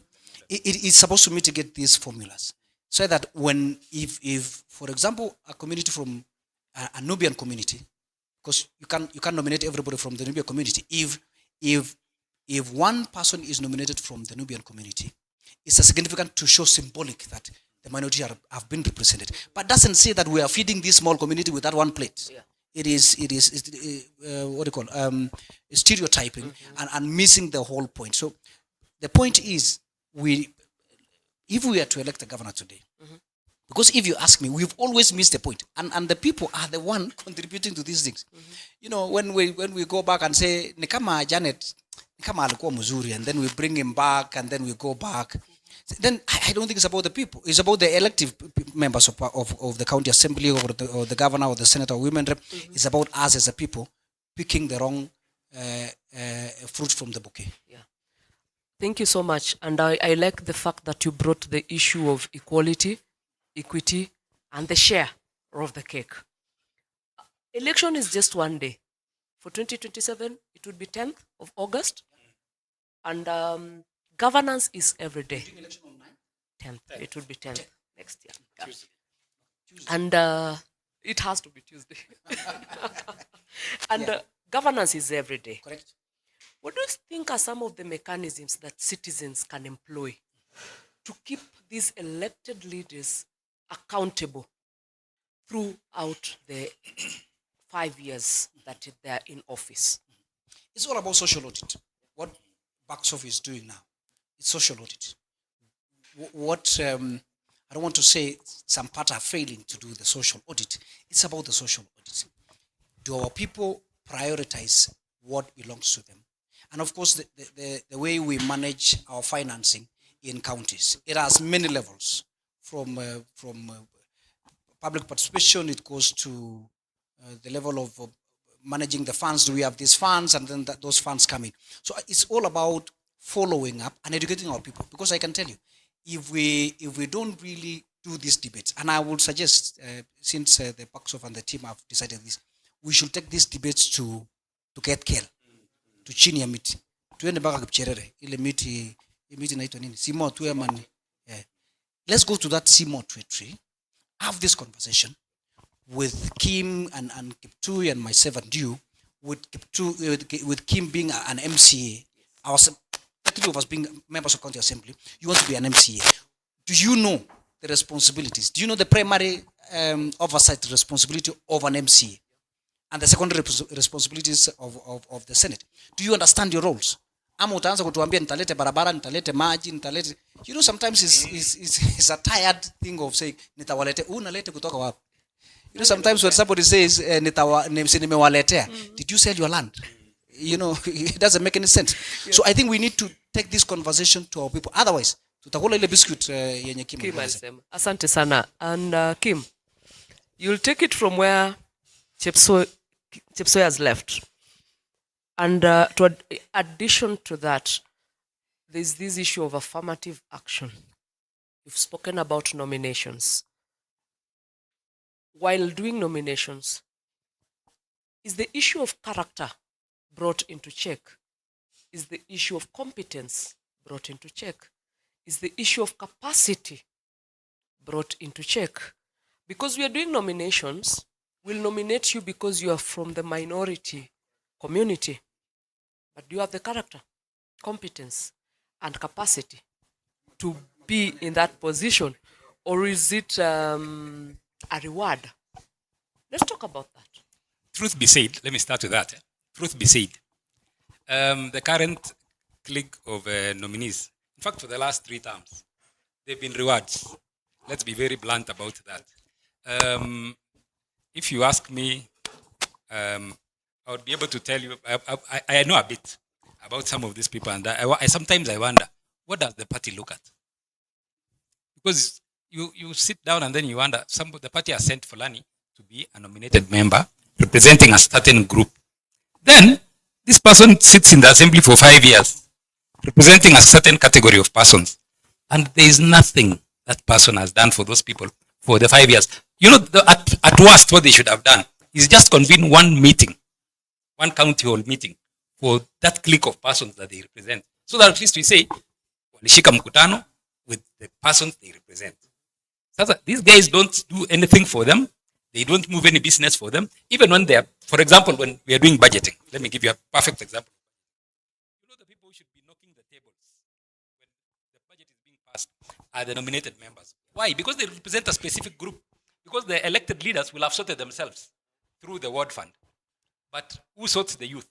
Who sorts the PWD? Who sorts the minority? Who sorts the women? It's these people we call nominated. Now the problem is, the way the party does this thing, it depends on how loyal you are. I brought about that point earlier, that it's one of the key barriers to us going towards issue-based politics. Because we don't look at the quality of the person we are moving, as long as ni muti yetu ya chama. And then to make it worse, if you look at Baringo keenly, if you look at the current setup of nominated MCAs, they would be cronies. At best, they would be family members of the guys who got elected.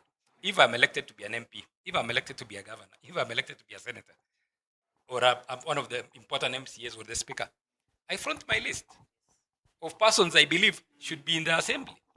At what point do we get a chance as, for example, party members to vet that person? So I was thinking if, because the president now is on he's going for his second term, and if he wants the best, he should create a mechanism for UDA where the party members have a forum to decide on who gets nominated. Because the party members would have a say, they would own it. Because for him, there would be nothing he loses. Because both ways, 2032, he'll not be there. So even if he kicks you out, there's no problem. But for us, it means everything. If you have a person nominated for 5 years, and that person does not represent your interest, you've lost it for 5 years. You wait for another 5. For example, let me give you an example of the PWD, for example. When you are pushing for budgets to be moved, to be enhanced for PWD functions, and you have a person who is not pushing that agenda,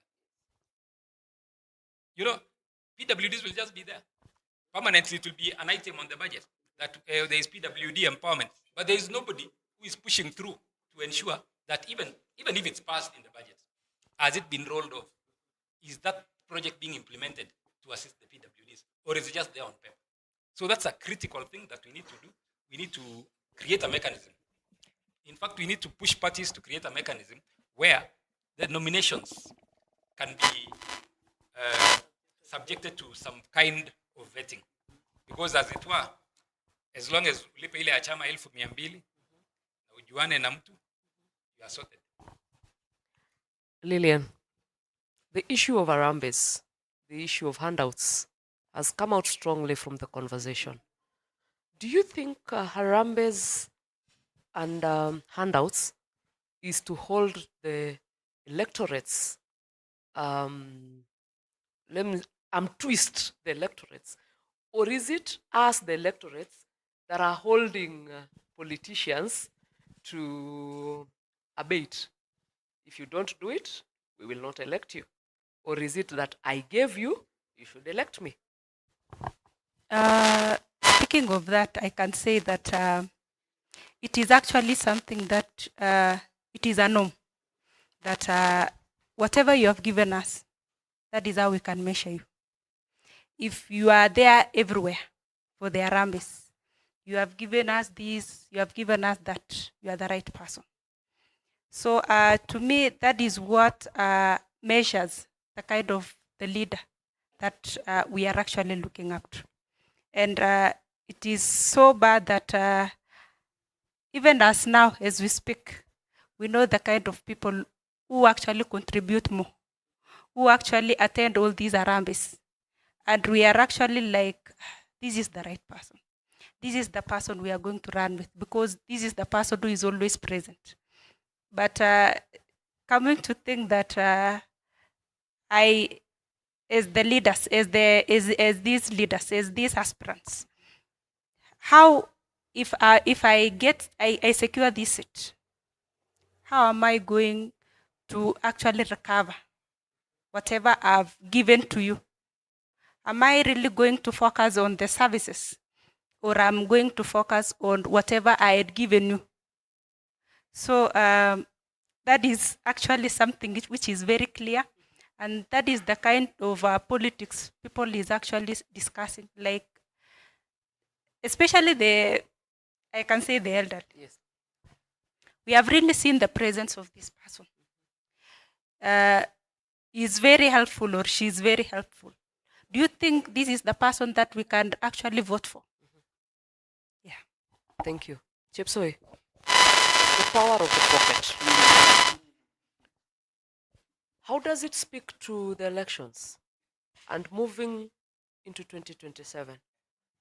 Is the heaviness of your pockets a matter to discuss, or is it issue-based politics that we are going for?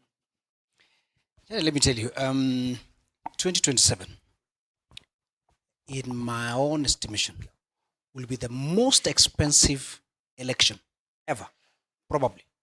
Maybe in future election we might see. But this is going to be the most expensive, from the president position to the lower part. The story of Chamanbuch euphoria might, not unless you're very lucky, unless you are absolutely very lucky. So this election will be very expensive because of many factors: the economy issue, and of course the mentality that there's no free lunch.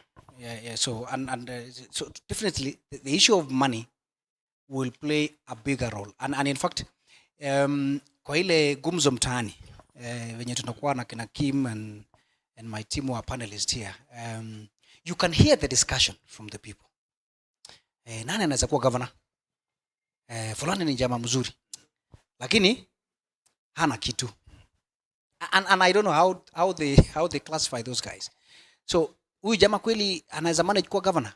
Ako sawa, ako na pesa, ako naye. In fact, candidate number 1 na number 2 nasikia ako na biashara Nairobi, alikuwa mtu fulani. So you can listen to the conversation. Actually, the pressure comes from the people themselves. That if I don't get something from you, or affiliation, you can meet guys now that I can tell you. Sometimes I pity the youth, the Lillian and the team, because sometimes it is going to be very expensive. Because if Kim is ni mtu ya fulani, then even to listen to him sometimes, unaambia wewe uko na maoni mzuri, lakini si wewe ni mtu ya fulani bwana, you know, and those, it's going to compromise a lot of things. The moment you start saying fulani ni mtu ya fulani, it compromise and it draws alliance people aligned to where the pocket is. And I can tell you, very few leaders we will elect based. If you don't have the pocket, I'm afraid, Kim. The issue of the pocket, the issue of the biscuit, it might be added some sodas out of it. And I can tell you, it is going to influence a lot of things. The issue of clans is going to influence the election. The issue of where you come from is going to influence this election of Baringo County. If you're from Eldama Ravine, if I'm a candidate for governor, if I want to be elected the governor 2027, I have to look at Eldama Ravine first. Because Eldama Ravine is around 70-something thousand registered voters. Okay? And then Baringo North follows, and then Baringo Central, and then you go to Tiati. You know the conversation around here, and we have to be very, very honest to ourselves, Kim, is there are some blocks that you say, kuna mahali Janet, kama hauna pesa, you can't get any votes. Unaongea na wale wa jamaa kina Kim kwa ground na kina Lilian kwa ground, who can be agents in the Tibilikwe and the Kemele's polling station. And I can tell you, that is the issue of money. And if we don't do oversight as civil society and the media, I'm telling you, this election is going to be compromised a lot on the issue of the pocket. So the issue of clans and the region and the money is going to play a big play in this election, in my own perspective. Kim, I do not have money, but I bring to the table character. I bring to the table capacity. I bring to the table competence. Which way, Baringo? I like being honest. And we are talking about Baringo. I earlier alluded to the issue of the biscuits. And I saw the seriousness with which our people are taking it. I thought it would be a small group. I went all the way to Kabarnet High School to have a glimpse of what was happening. Mm-hmm. And I can tell you, it is an animal. Yeah. And you see, what propels this culture of handouts? I want to to blame a certain group. Mm-hmm. We need to blame our so-called elites, our professionals. They are not doing the job. Because these guys, we took them to school. They know what should be done. They know what other people are doing differently. But they come back here, they don't want to tell us what is happening. They only give us examples that, oh, Kiambu is prospering. Oh, Makueni is prospering. But they don't want to tell us what is behind the success of Makueni, the success of Kiambu. You see, when you talk about, when you come to a place like Baringo, we are still competing on names like Simba, She-Goat, Lioness. In counties like Kiambu, they talk of Wamatangi. The guys who deliver you, because he gave out tanks, there is substance. Unasikia mwingine ni wa maji, mwingine wa iria, wa maziwa. Yani, people who have changed people's life in a certain perspective. Lakini sisi, bado tuko bush. So it's a big problem, and our professionals are not doing us right. Let me be very honest, our professionals are not doing us right. The fear that is in our professionals, I don't know what is the problem. These guys, once they leave Kabarnet, they only come back to endorse. I know they are listening. They only come back to endorse. They come.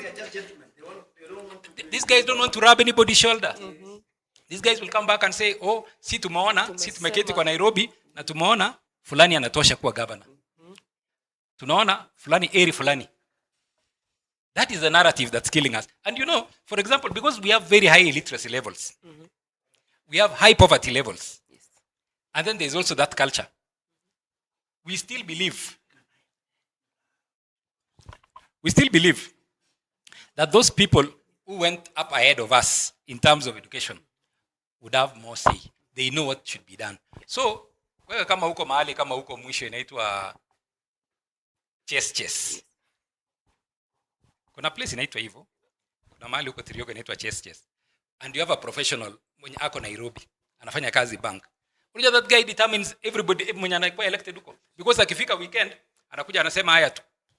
Let's sit under a tree, and then he now gives a chronology of what is happening in Kenya. These guys take it for gospel truth. And that is the Kenya that we are going to have.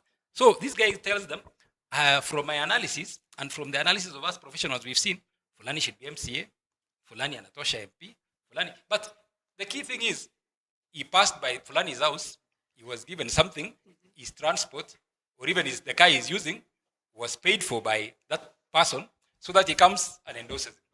So the weakest link in terms of how we, in governance in Baringo, is the professionals. Because if the professionals would take the bull by the horns, we would be talking differently. Thank you. Thank you, Kim. It's good that you've spoken about the elites and the professionals that we have. Now, we do also have the diaspora team, Team Australia, Team US, Team London, Team Netherlands. What role do they play? Coming from Baringo Central, I think there is a very strong influence of the diaspora in Baringo Central. Because most of these guys in the diaspora, especially the US, remit to their close buddies and relatives. And some of them have even taken the initiative of maybe initiating some community projects. So when these guys tell us that this is the way to go, that is the way we'll go. And that is why we are seeing, for example, in Baringo Central now, we have upwards of 12 persons who want to be contest for MP. And of the 12 or so, we have about 3 who are from diaspora. We have 3 specifically from US. So a question would be asked, why wouldn't these guys converge in the US and agree on one person to send to Kenya instead of coming all of them at once? So you are seeing there is still a disconnect because each of them, for their own selfish interests, wants to come and contest a seat. It's not actually about us. It is about their own selfish interests. Because if they were interested in us, they would have a sitting there and agree amongst themselves who is best to come and contest. Okay. Yeah. Thank you so much. I would like us to shift gears now and come to the audience in the room. Which way Baringo? And when I ask which way Baringo, I would also want to hear from our audience online. What is your take of today's conversation? And just answer the question with us. Which way Baringo? A microphone is going to come over and give us your comments. And maybe just to ask you, if there was one thing that should be addressed by an elected leader come 2027, what would it be? And what is it that would matter most to you? Asante. We can have a youth, we can have a woman, we can have a gentleman. Please, the stage is yours. Okay, thank you so much, Janet Nandwa. My name is Evans Barsangol. I come from Baringo North. I'm also a budget champion, member of Backsoft, and a youth leader as well. And to the question to pose to us tonight, which way Baringo?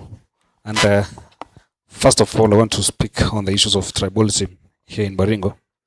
And I think that's an issue.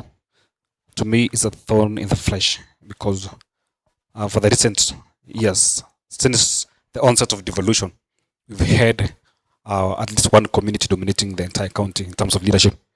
And it has sparked a lot of questions online and even in the ground. My take is, I'm from Baringo North, and coming from Baringo North, we also have our own issues there. Because I come from Mosop, that's Kabartonjo ward, and I also have the issue of Soin, the Mosop and Soin. So it's something that needs to be addressed because in terms of leadership, if you come from Mosop, for example, if you don't have the numbers, then you're going to be elected, especially for the seat of the member of parliament. Now coming back to the entire county, I think for me, moving forward to 2027, we need to have a negotiated democracy. So whereby not only one sub-county or sub-tribe taking all the big positions, we need to have negotiated democracy.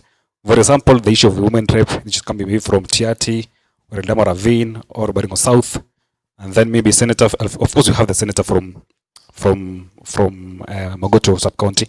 But I am not limiting that negotiated democracy just because we should have from some sub-tribes. We need to elect leaders who have the interests of the people at heart, not considering necessarily where they come from, But if you get the leaders from, of course, across the county, then it will be better. Number two, I think on the issue of gender, Article 27 of the Constitution speaks about freedom and equality and of course discrimination, equality and discrimination. In Baringo County, we only had, I don't think we have had a member of parliament, a woman member of parliament being elected.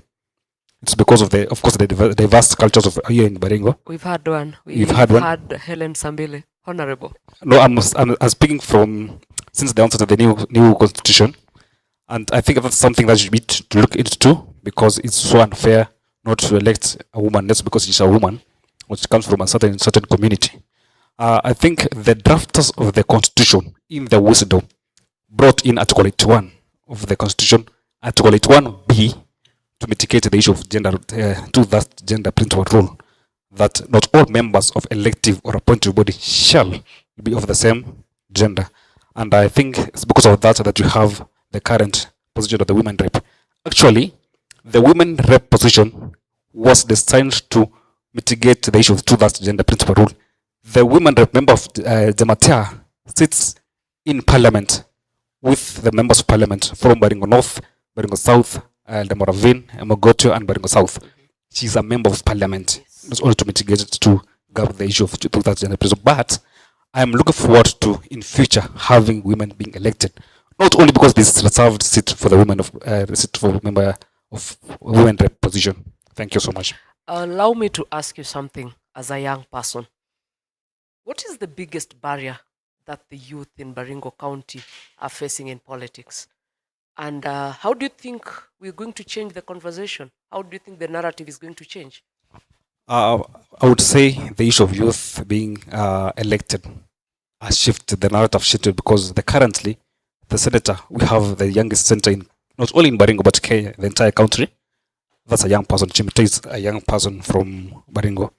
And to me, I've seen so many young people being going to elective positions, especially the MCAs, the members of parliament, even for the governor position. We have young people vying for these positions. To me, I think Baringo, we have that narrative. Someone have talked about the issue of handouts. What do you have? If you don't have money as a young person, are you going to maneuver around to go from one ward to another just to seek for this elective position? Remember, it's very expensive just to move around from one place to another. If you don't have the resources, you cannot even go like via motorbike. Lazima fuel motorbike. Do you have the capacity? Do you have the money to go around? You when you go to talk to the people, you can sit down on the people for only 20 or 30 minutes. Mtu anakuambia unakaa na sisi for 30 minutes hawezi spare kitu. Like, so far there are things that hinder the young people from going for these positions. Yeah. But nonetheless, I am very impressed to see the young people going out there and talking to the people. Now, please elect me. I can change this country of ours. Thank you so much. We can have comments from another person. Thank you. Please go ahead. Asante sana. My name is Enoch Talam. I'm from Cabernet Ward, a youth leader, and I'm not such a good or a polished speaker, but I will try my best. There is something I want to pick from what Jackton Kimutai had said, and he was engaging the young lady. Is it Lillian? Yeah, about what's special about this current generation compared to the previous generations. And number one, I will say that there's nothing special, but according to the way Jackson was tackling that issue, I have a different opinion, because the biggest issue that is facing us as a generation right now, it is the generational gap. And the reason is because we are having some sort of confrontation, or let me say differences, because when you hear someone like Jackton trying to imply that in their days, because of maybe lack of constitutionalism, maybe they faced more or difficult times compared to us in our generation. I'll argue that is not. It's actually it is not. It is not that important, and I don't see why you're having that conversation, because you see, we have when you want to blame it on technology, that right now the youths are appearing to be more bolder just because of technology. That is not, I don't feel like that is a reasonable argument. I feel like instead of us having that conversation, instead of us having that back and forth, we should engage in a way which we, both generations, we can bridge that gap, and the best way possible is by us accepting, first of all, that we have to be accommodative, that yes, things are different, but we don't need to have that conversation, because when we're having that conversation, we are switching away from now the issue-based politics that we're talking about. Because right now, we are having a generation where we feel a bit patronized, because when we're trying to do something, someone older will try to insinuate that nyinyi hakuna kitu mnajua in our days. But now, you see, in 10 years to come, we will be calling today the golden days. We'll be calling today in our days. We went to the streets, we took it to the streets, that is in 2024, and this is what we achieved. Also, on matters gender, I want to agree with what Barsongol raised. I foresee a future, or rather I wish for a future where we don't necessarily elect leaders, especially women leaders, based on the constitution, or based on the 2/3 gender rule. I want us to be able to accommodate the women, for us to have women vying for various elective positions, and for them to also articulate their agendas, their manifestos, and being elected without us having to. I feel like we are forcing women into leadership. We are not even empowering women, we are forcing women into leadership. That is my controversial opinion, because right now we have several nominated leaders. We have several nominated leaders who are women, but who are not fundamentally doing the work that we sent them to do there in the let's say in the county assembly, or even in the national assembly. So if we have a leadership structure where now women, or not just women, but everyone, you go to the field, you ask for the for votes from the people. If they elect you, at least we'll know that you were elected based on meritocracy, not just because you knew someone, or maybe because you're a woman. And that is the reason why some women nowadays in leadership, they are being I don't know how to put this in a way that will not be so controversial, but most of our women, I feel like wanadharauliwa, because now people will look like, for example, I know many people will not find this thing to be popular, but let's say even the woman rep position in Baringo County, we have sexualized that position to the point that the criteria and even the parameters that we use to elect our leaders, and I feel for even the women that are holding those positions, because if you see, we have always been having one-term women reps, because you ask for that position, but you later come to realize that it's not what you actually wanted, because and most of the criticism is coming from men. It's not even from women. And also, we are deviating from now the issue-based politics. Another thing, so I had written some points so that I would not forget to mention. So allow me to just read it, and then you finish. Okay, sawa.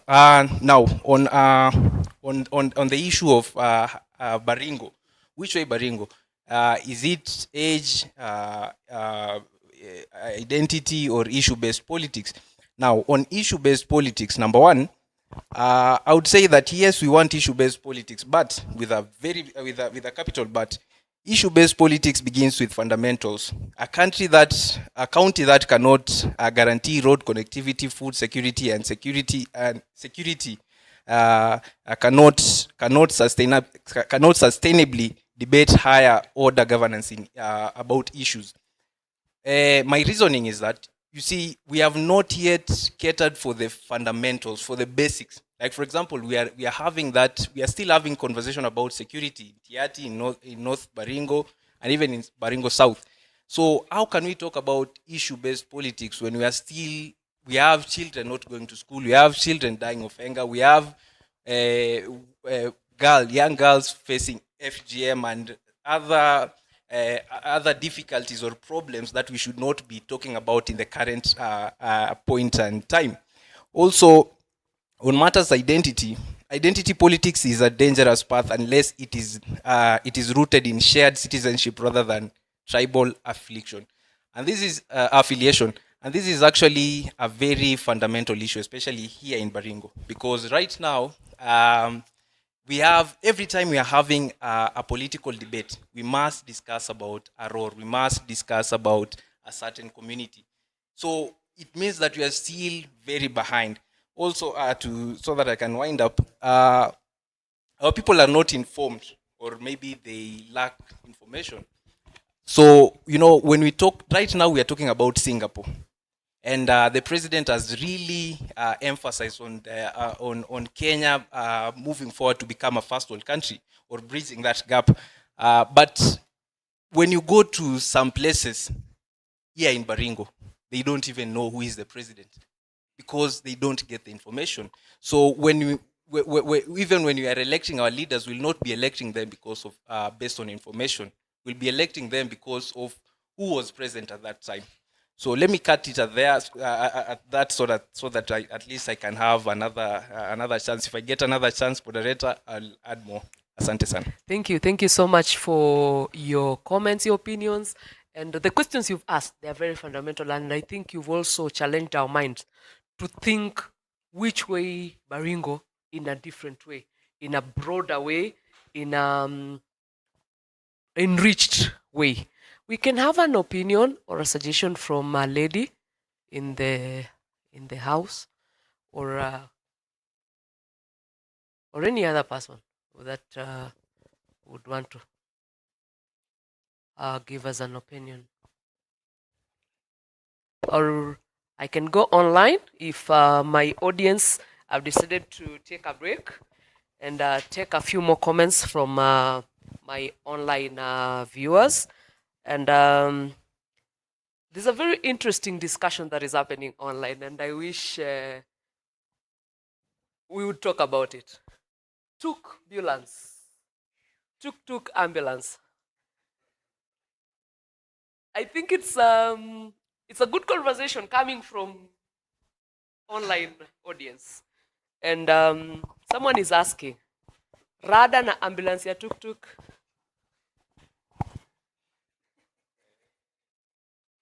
Someone else is asking, is just saying, tuk-tuk ambulance. So I think it's a conversation we need to have, and maybe we can hold that thought as we continue. As Kedong Valley is saying, I wish this governance be a appointive position, vetted by the county assembly. That way, they will be accountable to the people. Constitution should be amended to make county assembly to have more powers in oversight. Kurui TK is saying, kudos to the moderator. Thank you, Kurui. Now here we are. Maybe the question we were supposed to ask, where are we, Baringo? Then we ask, where are we going? But we do know where we are, right? So, Nancy Toek is saying this is a good conversation. Congrats, team. As voters, we need to ask ourselves, what plans does each leader have for our community? Tumefika ile season ile post ya stima sasa iko na posters kama 50. Ukitembea kila kona unaona smile na jina ya candidate kubwa, wote wameandika maendeleo watafanya, lakini lazima uzikaribie ndio zisome maji, kazi, barabara na hata zijaongelea za watu wamevaa campaign. Alafu because of the cultural perspective, like Chepsoi talks about regimental culture. Josephat Kokoyo is saying, nowadays, the election aspirant no longer value citizen issues, but work harder to dish out tokens and bribes, limiting citizen power to make the decision during elections. I pray that if IEBC implements no power of money policy in the campaign, No one can complain. Tumefika ile season ile post ya stima sasa iko na posters kama 50. Someone else is Ukitembea saying kila kona this is, unaona smile na jina ya candidate kubwa. Wote wameandika maendeleo watafanya. Lakini gonna come back to hizi karibuni ndio zisome. Maji, kazi. us. Tuk-tuk ambulance. I understand we are the first county to procure a tuk-tuk ambulance. Personally, I look at it from a different perspective. I look at an attempt to try to downscale or to bring to the lowest level delivery of health services. The only problem is, why take it to Tiati, where there are no, the road network we know is very poor. If that tuk-tuk was to work best, it would be in a place like Marigat, and then you seclude it within the CBD where there are roads, because at least you can reach a facility within a shorter time. But when you take it to a place where we all know the road network is very poor, that is demeaning, in fact, to the people of Tiati. I think already they should be shouting, because that is another attempt at marginalization. Why don't you buy an ambulance for them, a proper ambulance? Why give them a tuk-tuk? So the thinking was good, the idea was good, and then that is the problem also of relying on things from other people. You know, that was a donation. So a donor will decide what to give you. And that is the problem that's also Kenya is facing. Because we rely so much on donors, they dictate their terms. So even for the counties, you get a donor tells you, oh, we will give you this. What problems do you have? You tell them you have problems in health, problems of mobility. They don't know the situation that you are in. Because let us just look at it critically.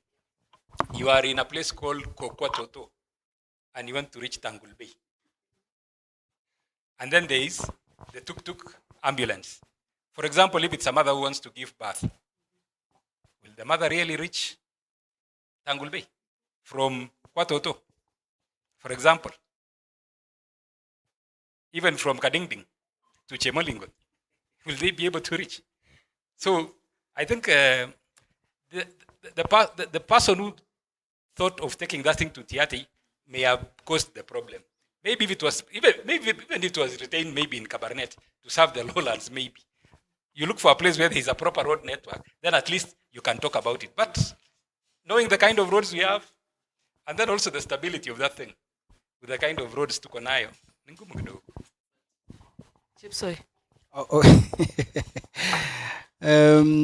Before I ride on the tuk-tuk that my colleague has mentioned here, I want to appreciate through you, Janet, as a chair, Mr. Philip Koech and Mundulil.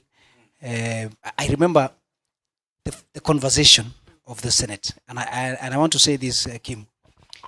This conversation with the aspirants and the debates that we will be doing, it's not about the winner. It's about us putting our leaders into a scale, putting our parameters on where to what we want as a people. Such debate is very important. I would encourage those who want to contest, please come forward so that we don't eventually meet another monster after the election. And I want to appreciate Mgich Karanja, of course, is also watching, and of course, Senator Kipchumba Errol. On the issue of tuk-tuk, I'm part of the media who covered the story. And in 1 hour's time, it was a very good story. In 1 hour, in 2 hours' time, it was something else. This donation was from Dandelion Africa. And Dandelion Africa is, of course, doing a lot with the Department of Health, training CHPs, and of course promoting maternal and childbirth in Baringo County for the last 10 years, actually. And of course, and a very important thing out of that meeting, Kim, is apparently there are 5 hospitals in Tiati, if not more, who are permanently closed because there are no drugs, there are no personnel. There are about 5 hospitals, Camarillo, yeah? Not Ngoron, but there's another, actually around 5. These hospitals, Dandelion Africa, was supplying pharmaceuticals and non-pharmaceutical items to those hospitals. Among the other items was a tuk-tuk ambulance. and the idea, I think, Kim, the problem here is about communication in the county government. If you look at the communication in the county government and even national, you ask me if the communication department in the president office, if my good colleague Hussein Mohammed was doing the debrief from the office of the president, it will save a lot of embarrassment from the president perspective, and also in the county government is how did such a thing happen? It means there was no communication problem. This tuk-tuk to what we were told was meant to be given to an old man called Robert Aule. Robert Aule is a known ile jamaa anazalisha kina mama anaitwa a birth attendant. So this man amezalisha akina mama 700. Yeah, that guy is a serious gynecologist. I'm telling you. So this guy amezalisha akina mama 700. So one of those meetings when Dandelion Africa were going to TRT, they met this old man and they were really sympathetic of what he was doing. So this old man asked them, can you guys become innovative? And then Dandelion Africa thought of giving this tuk-tuk to this Aurela guy. The issue of launching it at the county government, I don't know what happened. If you ask me, it would have been better if you hand over that tuk-tuk to Mr. Aule. It could have made sense because it was benefiting him. Then number 2 is the issue of what Kim said. Mutu ya kuomba hana chake. Mutu ya kuomba wanasema anayetafuta achoki. Kachoka kashapata. So the issue is if you rely and to be honest with you, we have issues with the health department. And that's a practical thing. That is why this tuk-tuk became a serious nightmare for us and became a bit embarrassing to all of us. Because why? We have a problem with the health department. Thank you. So, and if you don't have a road that is accessing that place, and I saw the MCA, my good friend Locales, saying, went back to the same issues that I talked about, the funding to these wards. Yeah. If you fund the same amount of money of water to Eldama Ravine, where there's plenty of water, Nani Island, the same amount you put it to Silale. Then if you give this guy a tuk-tuk, even if it was in good faith, anaona hii ni ile madharau bado inaendelea, you know, and it backfires in a big way. So it goes back to how do we manage our resources? So yeah, and something very interesting. If you look at that tuk-tuk, inside the tuk-tuk, what is there? The bed, there is a lot of items that is not actually found in most of the ambulance that we have in the county. So I don't know. It goofed. It went so wrong. I feel so embarrassed and so sorry to the county government. They have to take it that it's an embarrassment. You should not, Janet and Kim. We cannot be moving from one mistake as Baringo County to another. At least we need to learn our own lessons. Thank you. Thank you. Lillian, let's take it from where Chepsoy has left. The tuk-tuk is well equipped. You cannot even compare it to the ambulance that we have. Do you think we should look at the bigger picture? That at least we have this? Or we should go back to the question of tuk-tuk ambulance? Okay. I think it is about the priority. Ambulance is actually meant to address the emergency response. And speaking of the tuk-tuk, how efficient to addressing this emergency response? And I'm just going to give one example to how will it actually address the issue of the maternal mortality rate. Assuming that person down there in TRT want this ambulance, the tuk-tuk, to just, I can say, carry her very quickly to the nearby better health facility, that is Marigat, or that is Cabernet. How long will it take for these tuk-tuk to reach them? Will it really serve that purpose? So I'll leave it to the Thank you so much. We're coming to a close of our conversation tonight. And I'm sorry because time is never on our side when we have these conversations. Today, I'm here hosting Chepsoi. Chepsoi is always like, 30 seconds, Mheshimiwa, 30 seconds as we finish. Thank you, Mheshimiwa. Thank you. Today it's so difficult for me to stop him from talking because he has a lot to share. So as we come to a close, I'm really sorry, my audience. 30 seconds. Are you going to keep it at 30 seconds? Please, 30 seconds. There's a burning issue here, so 30 seconds. And your time starts now. Thank you so much, Janet, moderator. I think I should comment on the issue of ambulance. And on that note, I want to give you what an ambulance or how it should look like. Number one, an ambulance must have a medical equipment, oxygen, ID stretcher, first aid supplies, IV kits, monitors for heart rate, blood pressure, oxygen. Number two, trained crew, usually EMTs, paramedics, or nurses who can stabilize patients, give meds, or communicate with the hospital.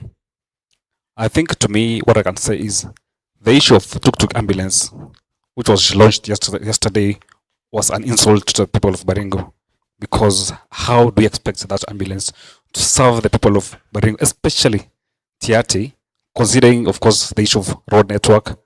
Number two, the hospitals which are there medicines in the first place? If, for instance, an issue of snake bite occurs, does that ambulance going to solve that issue? Thank you so much. Thank you so much. And will you keep it at 30 seconds? Please. Okay, the issue of tuk-tuk, I think the main issue here is just cheap populism. Because you see, as a vehicle as such, or let's say just tuk-tuk, how can a whole deputy governor with all the other stakeholders come and launch a tuk-tuk? I know, yes, Dandelion had a reason, had a very good reason, and I am glad that Chepsoi has explained it to the people so that they can understand what was the essence of that tuk-tuk. But now, when you're having a deputy governor, a whole deputy governor, flagging off a tuk-tuk, it was supposed to be handed to either a chief or, let's say, the gynecologist, the local gynecologist, wangempa yule mkunga pale Tiati badala ya kuja kuiflag off hapa kwa ofisi ya governor. Because now I feel like it has become a problem, especially here in Baringo, that many politicians, we are just looking for that we are looking for that photos so that we can go and caption today I was privileged. But what is there to privilege when you're having such scenarios? So thank you. Thank you. Thank you so much. Today, Chepsoi, I've been put on the hot seat. 30 seconds, Mheshimiwa. Thank you, Mheshimiwa. As we wind up. So as we wind up, as we finish, I would like for you to give a closing remark in 30 seconds and maybe answer the question. All the elected leaders, what is that one thing you'd like them to address in their manifesto and in their campaigns and during their elected period in 5 years? What is that one thing you want addressed? One thing, reduce the list of things you promise the people. Make it 2 or make it even 1. And if you can deliver on that, I am absolutely okay with that. Then number 2, let's have this conversation. That's it for me. Thank you very much. Thank you so much, Lillian. The one thing that I would wish all the aspirants will actually factor in, either in their manifestos or their plans, is actually health. Healthcare is a real issue in Baringo. It is a real issue. So that, to me, that with that, I think will be fine as Baringo. And kwa vijana, to ensure that tuko kadi na tusikue tu kadi. To ensure that hiyo siku ya kupiga kura tuamke mapema sana, turauke, chague viongozi. Thank you so much, Lillian. Kim. Maybe just to kick off, there was an issue raised by my brother Enoch that we were deviating in our conversation, discussing how our age, what it was during our time. Actually, I was just bringing to light what used to happen then. It was not meant to be part of the conversation. That was on a light note. So kindly don't take it personally. On the issue of the take home, for the people of Baringo, the kind of thing that I would want us to see going forward. She's mentioned health. Yeah. I also want to emphasize that health is very critical because when you are healthy, you can be productive. But in addition to health, I want us in our manifestos to capture inclusivity. Because when we look at most of us, we are not inclusive. That is why we have that issue of person saying, oh, sijui kuna ROR, sijui kuna TRT. What if we are inclusive? These issues of saying, what do we do for the youth? What do we do for the women? What do we do for the marginalized? What do we do for the minority groups would not arise. So let us be inclusive and let us all know that Baringo, the good governance that we expect in Baringo, will not come by us electing people based on their identity and where they come from. It will depend on what qualities they have, period. Thank you so much, Kim. And we've come to the end of our discussion today. And allow me to most sincerely, Boda guy, you've decided we are not finishing the discussion. Anyway, as we come to the end of the discussion, allow me to most sincerely thank the Center for Enhancing Democracy and Good Governance for giving us this platform to have this conversation with support from Uraia. And also, allow me to thank you, my panelists, for being here. Thank you for feeling like this is a safe space. You've said we should have these conversations more. I believe we should have more of these conversations. And I want to thank you for your insights, for your valuable contributions and sharing your hearts to us. Our audience, asanteni sana. You've been the audience that Chepsoi would want to have in future, not the ones he had last year. And to everyone that joined online, asante sana. Thank you for keeping us company. Thank you for your comments. Thank you for your opinions. Thank you for your questions. This will go a long way to shape the conversation that we have. So today's conversation has just reminded us that election is not simply about choosing leaders. It is about choosing the future and the Baringo that we want. So if there is one message for us to carry home, it would be this, that good leadership begins with informed citizens. Because if we're not informed, really, how do we choose good leaders?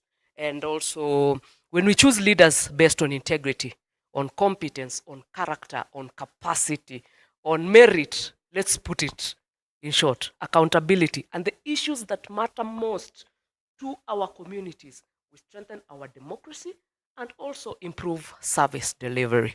Let us continue to have these conversations in our homes, in our places of work, in our churches, in our markets, and among the youth, the young people, among the women charmers. Democracy is not an event. It is a continuous responsibility. On behalf of the Center of Enhancing Democracy and Good Governance, on behalf of the Baringo Civil Society Organizations Forum, thank you for making time to be part of this important dialogue. My name is Janet Nandwa Ongoli. Thank you. Stay tuned, stay engaged, and let us continue advancing uchaguzi wa utu, citizen-centered and issue-based politics for a better Baringo. Have yourself a wonderful evening, and thank you so much. God bless us all. God bless Baringo. Asanteni sana.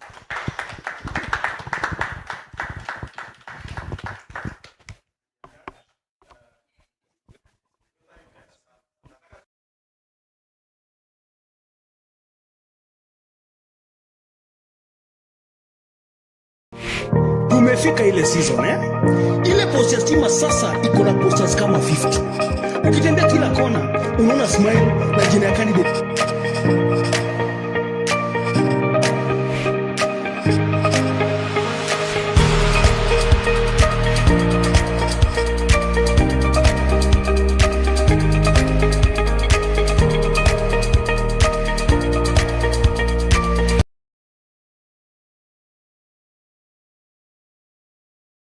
Simple, huyu wetu ndiye anatosha. Unaingia mtandao kuscroll kidogo kidogo, videos na mapicha. Kila mtu anasema yeye ndiye ako na ukweli. Lakini ukweli ni gani? Kuna aina tatu za information zinaweza kuchanganya watu. Ya kwanza ni misinformation yenu. Ni uongo mtupu, which mtu anashare akiamini ni ukweli. Ni story kama ati candidate fulani ameiba pesa na wewe una forward bila confirm juu unaona kama ni legit. Ya pili ni disinformation, which ni uongo unaosambazwa makusudi. Mtu anajua ni uongo lakini anaituma kukumanipulate. Hii ni kama kutengeneza fake video, fake poster ndio watu wachukie candidate fulani. Ya tatu ni malinformation, yenye iko na ukweli but unatumika kwa njia kuumiza ama kudanganya mtu. Ni kama zile stories za kuchukua story ya kitambo ya mtu ama personal information alafu inatolewa time ya election time ya kuharibu jina yake, hata kama si relevant kwa issue za wananchi. So before uamini ama ushare information ya politician kwa mtandao, tulia kidogo na ujiulize, hii story ni ya ukweli?